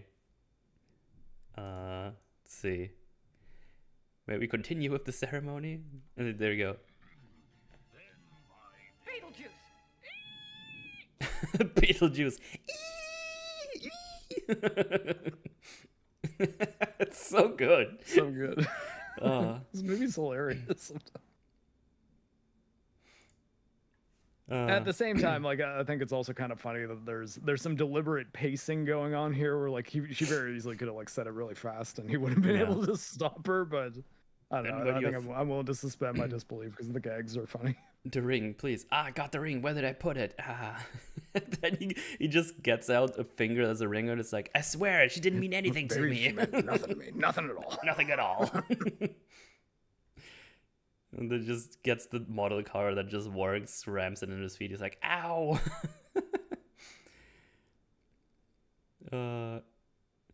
And then Barbara comes back from wherever she got yeeted to with the snake. Sandworm. Yeah, that she beat the fuck out, and then he gets eaten by the snake and dies, basically. See, I like that there wasn't. She didn't just get the sandworm at the end. You do have that one where she stands up to it, and it's kind of surprised by it punching her. So look at this. It makes sense why it would show up and be like, "Hey, are you gonna hit me again?" I wish actors nowadays could act like this and have this stupid stoic crap. Well, yeah, I mean that's the thing. Like he's chewing the scenery, but it really works for the character. Yeah, like he's having so much fun, and by extension, we are. I think watching him. Absolutely, it's good. He's like the villain. Like we're not rooting for him right now, but at the same time, we just want to keep seeing him do stuff. Yeah, because it's hilarious. It's funny as fuck. But yeah, and he's been defeated, and now they're all just chilling out in that home. The Maitlands are in the attic chilling out. Lydia goes to the school. Everything is chillaxed. She got a C on her one thing, and then an A on the math test, and I guess her reward is to fly around and sings. Yeah, no, she gets to do basically a more fun version of the curse they did at the beginning that makes them sing the Harry Belafonte song, except they do jump in the line. Yeah. And yeah, hey, they're ghosts. They can make her fly while singing and dancing. Like, I mean, I could see a teenage girl being like, "Yeah, this is fun. We should do this." It's also she's less of a goth now too. True. But before we end the movie, we see Beetlejuice in the afterlife, room. and he's still being a creep because the son and half lady is there, and he just grabs her thigh. It's like, ooh, and then he gets like punched by the other half, and it's like, sorry, didn't see you sitting there. Yeah. Women. And then he sits down between the hunter and the shaman. Yeah. And like, sees the shaman's got he's like number 3 or something, number 5 in line. Yeah, number 3, 4, or 5. And then... Yeah, something like that. And Beetlejuice is in like the 10,000s. So he just like not casualty. He grabs the guy's number and then throws his on the guy's lap. And then just sprinkles some shrunken head dust on his face. And his head just goes down. He's like, whoa, stop it, wow. It's like, wait, maybe this actually suits me. This might be a good look for me.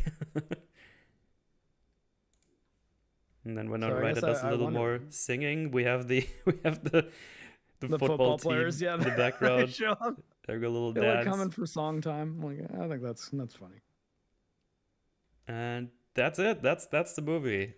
Yeah. Go watch it. It's fucking awesome. It's really fun. Family, spooky comedy movie. I really like it. It just got better talking about it. I mean, watching it was already pretty fun, but just going through it now, it's just like, yeah, this shit is great. This is so much fun. Yeah. The Well, I think football is it's doing a back little when, halftime like, dance, yeah. And I think that I don't know, Tim Burton working on like these kind of technological restrictions just gets so much better out of him. I think every single one of his movies that goes full blown CGI crazy, I always think looks kind of bad. Like, you ever see his Alice in Wonderland movie? I don't think so. No. You don't need to. Oh, okay. It's not very good. But yeah, I think though hearing that apparently Beetlejuice is going to have practical effects is, I guess, nice, and I hope that it ends up being good. But also Alien Romulus, I heard similar things about. So I'm going in hoping to be surprised by how good it is, but expecting that I could also be as surprised by how bad it is. Yeah. Well, we'll see about the second one next week. That's going to be interesting. I mean, all the new remakes, revives, sequels have been not having a good track record, so... Then every so often you get a Top Gun Maverick, though. So, like... That's true, yeah. There's sometimes where it's like, yeah, okay, most of them. that's pretty good. That's like a fun sort of revisiting of similar concepts. So. Yeah. Nice, fun film. Now back to the Ring of the Power Mines with you, Metal. Oh, that's gonna be me tomorrow. I'm not gonna do anything today because I need to record, but I'm not gonna do this tonight. But I'm basically ready to go to do that. But yeah, it was a nice reprieve of Rings of Power. It was a very fun movie to watch. Yeah. After I've uploaded my other thing yesterday. Yeah, again, I uploaded my Rings of Power video, episode 1, and recap of season 1 yesterday. Go check that out. It's quite fun. Go give it a watch. But also watch Beetlejuice. The movie is awesome. I need to get a physical copy of that thing as well. There's probably a Blu-ray out there. I would be surprised if there wasn't. I believe there is, yes. Very good. I have it on DVD. DVD. Well, let's read some super chats, shall we? Hooray. Thank you very much, everybody, in advance. We got $10 by Poison Dart 77. Thank you very much. Love Beetlejuice on the theater way back when, and bought it on VHS as soon as I could. Nice. Yeah, right on. I definitely watched the VHS of this movie a lot. I had VHSs back in the day. I got the tail end of those. I watched my first big gory movie on VHS, which was Brain Dead. Oh yeah, Dead Alive, the Peter Jackson movie for those not in Germany. Yeah, it's actually called Brain Dead, the zombie lawnmower lawnmower man. Yeah. Not to be confused with the Lawnmower Man with oh crap, who's the guy? Well, Pierce Brosnan's in it, but Job's played by the guy who's in Planet Terror. Oh my god, I'm forgetting. Jeff Fahey, I think. Yeah, I think that's it. That could be a fun. You know what? That could actually be a fun forge for Spooky Ween, or maybe Lawnmower Man. Yeah, no, that could be funny. Yeah, that'd be fun. Like early CGI movie too, yeah. Like where it all looks like models from like Lightwave. It's like... Sounds like Sharknado. It's a crazy movie. It's really funny. Oh, wait, are we talking about Dead Alive or which Lawnmower Man? I was talking about Lawnmower VR? Man. Yeah, the VR one with Pierce Brosnan, right? I don't remember. Or as opposed to Dead Alive, the Lawnmower Man, or Brain Dead, the Lawnmower Man, which is the Peter Jackson zombie movie. Let's see if Both would be fun. If I put in Dead Alive, it says Dead Alive and Brain Dead, so that's probably the one I was thinking. Yeah, Dead of. Alive is what it's called, at least in North America. I guess the New Zealand title would be the correct one, but I'm not sure which one that is. But The Lawnmower Man is a movie based on a Stephen King short film from like the early 90s, where there's a sort of mentally challenged dude who like Pierce Brosnan is this like VR researcher guy and like deals with things like AI and interfacing with computers, and puts him in the AI simulation and he becomes like a genius, but then terror ensues. Yeah. I said that because in German, that's like the undertitle of it. It's like Brain Dead, the zombie lawnmower man. It's just kind of funny. Yeah, there is a lawnmower in Dead Alive / Brain Dead, but it has nothing at all to do with the movie The Lawnmower Man based on the Stephen King story. Yes. The Lawnmower Man is only the title of it because Jeff Fahey's character was he was a groundskeeper, I guess. It was the only job he could do was mow lawns. Let's see. We got Elsie Lapen with $5. Thank you very much. My first exposure to Beetlejuice was a street show at Universal Studios where he fought the Ghostbusters. Okay. Yeah. I was too young to know how based that was. That sounds awesome. Well, I mean, yeah. Sounds like they could actually make that work in both films canon to a degree at least. Yeah.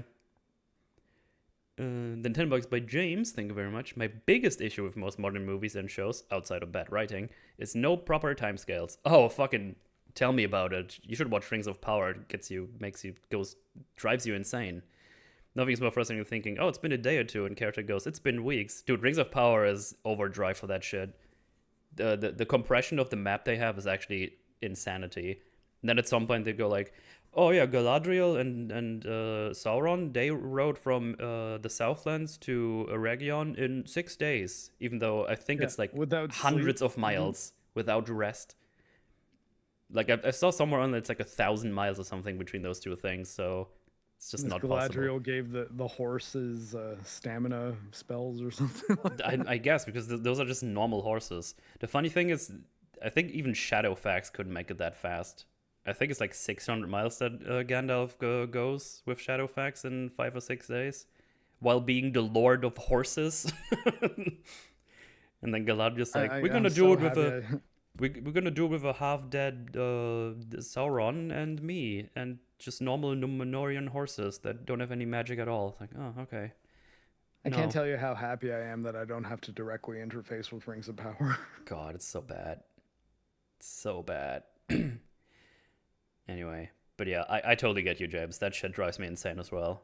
Because they jump between scenes, as between different points of views and scenes as well. Not scenes, places geographically. And it's how many times has been spent here? And then all of a sudden, hey, I caught up with you. It's how did you do that? Why? How? So bad. Anyway, Aliyah gifted us 1 membership. Thank you very much. Appreciate it. Thank you. And then again, JMac with the 50 gifted. Very cool. Thank you very much. Very much appreciated. Cool. A lot of the pizza buy with the 50 Swedish shekels. Krone. Imagine Beetlejuice, but he's played by Boogie. Suddenly the charm is all gone. Oh God. Yeah, no, it would just be terrible. No one would think to summon him. You would never want to say Boogie 2988 3 times. It's way too hard. Fuck that. Even still, it's well, what happens then? Boogie comes to help you with what? What do you mean? What is he helping anyone with? If I want Mountain Dew, I can go to the shop. Leave me alone. Yeah. Excuse me, those horses survived the pyroclastic flow. Dude, don't even get me started on that fucking thing. They were just on fire a little. Well, some horses are on fire, but if you're main character, you're just fine. You just get a little dirt. You just fucking Galadriel face tanks the fucking pyroclastic flow, and then next episode is oh man, I'm all dirty. Anyway, moving on. She's a level 18 character with a +5 fire boost in her armor, so that makes sense. Shit sucks so bad. And then we get $5 by Hyperbolic Ninja. Thank you very much. Which is better, situational disabilities that only last 18 years, or the situational disability being German? Well, I guess. Well, I mean, is it situational? I suppose you could train your accent out. Dude, you should listen to my older streams. I sound completely different, legit. Because I haven't been using my active vocabulary for that long. I sound completely different. It's actually crazy. There you go. It'd be funny if we noticed after a year or two doing this show, you sound slightly more Canadian than you otherwise would have. I mean, there's a lot of Canadians on this show all the time, so that wouldn't be surprising. Oh, yeah. Putin, Tell you, bud. Beetlejuice is a good movie there. It is. And also talk about Deadpool game being $230. It's super rare now. Oh, yeah, that's been going on. We've been talking about that on my Discord, which is linked below if you want to hang out there. Deadpool, the 360 PS3 game? The PS3 or PS4 game, you can buy that for $230 now, the physical copy I guess that's like a limited printing thing or something. I don't know, but apparently it's one of those Can you games get that's it like on the super rare. PlayStation Store if it's You can on get it on PS4? Steam. Oh, really? I have Oh, it on okay, Steam. That's well- why I played it back in the day. Oh, okay. Well, I mean, yeah. I don't think I would ever spend that much on a game that I can just play. You know, like I don't have that speculator collector gene. But yeah, or at least not for games. Not Watched for a it. while, at least. Watch the highlights, Mark. The highlights have Metal pre-EFAP, and he sounds very thick. Yeah. I don't know. Maybe I just don't notice because I understand how you sound, but maybe I'd have to jump back to a much older one after listening to you speak normally. Oh yeah, for you know, sure. Or normally being like now. I don't know. This is a difficult sentence to construct. You can't buy it I'm not in online the depth anymore. Yeah, I that don't makes know sense. English. Second language. Second language. No, it's not. It's my first one. It's my only No. one. And then we have Nexus jumping in with the membership for 13 months. Nice, thank you very Have you ever much. played Splatterhouse 2010? No, I have not. I didn't realize there was a Splatterhouse off of the NES, to be honest. But yeah, I guess I could check it out. See if it's on Steam. Go check that out. But yeah, I guess is that it for today's show? I saw Hilo Metal saying, "God damn you, Israel." Yeah, I was trying to say Azrael from League of Legends, but I said Israel. We was streaming League of Legends randomly, and that's when that's funny as fuck. Cancelled. Well, there's no Splatterhouse on Steam, but it did bring up a Namco Museum archive. Is Splatterhouse Namco? Seems odd. Otherwise, that just came up for no reason. Anyways, I'll see if I can look something up about it. Yeah. But no, I've not played 2010 Splatterhouse. The Germantisms broke through. Yes. No. Anyway, but yeah, that's the episode for today. That were those super chats. Thank you very much appreciated. Very nice, very generous. Yes, thank you, everybody. And with that said, Mark, you've been working on your video still, right? Yeah, my Hades video. It's slow going. I'm trying to not burn myself out on it, just because I don't want to. I don't want to rush it and then have it not be good. But yeah, I'm chipping away at it, and it's going all right. And yeah, I hope to have it done within the next few weeks. Well, there you go. Check it out. Link obviously down below as always. And I mean, I already talked about my stuff earlier today, but again, Rings of Power Season 1 recap and Season 2 breakdown episode 1 is live already. You can go check that out if you'd like. And I'm already getting ready to record the second one, so that should be coming your way in the next couple of days. And then episode 3, and then 4, because that's how that works. One after another. And yeah, tomorrow I'll be playing some Jedi Outlaws, or whatever the fuck that game is called. So that's Jedi Fallen Outlaws. Fallen Outlaws, Gollum, Lord of Ring, the Lord of Jedi Fallen Outlaws 3. Gollum. Lord of Ring Outlaws. Yeah, that's the one. But yeah, yeah, thank you all for hanging out. It's been fun. Nice reprieve from Rings of Power, but I'll be back in the mines. I'm pretty sure Capital O is going to start a stream in like 3 minutes with Ringy and Mauler on there, so you can go hang out there if you want to watch something else. I might throw that on while I'm doing some work. Yeah, there you go. Anyway, guys, thanks for hanging out. It's been a pleasure. See you next time. Beetlejuice next week. Exactly. Bye. Later.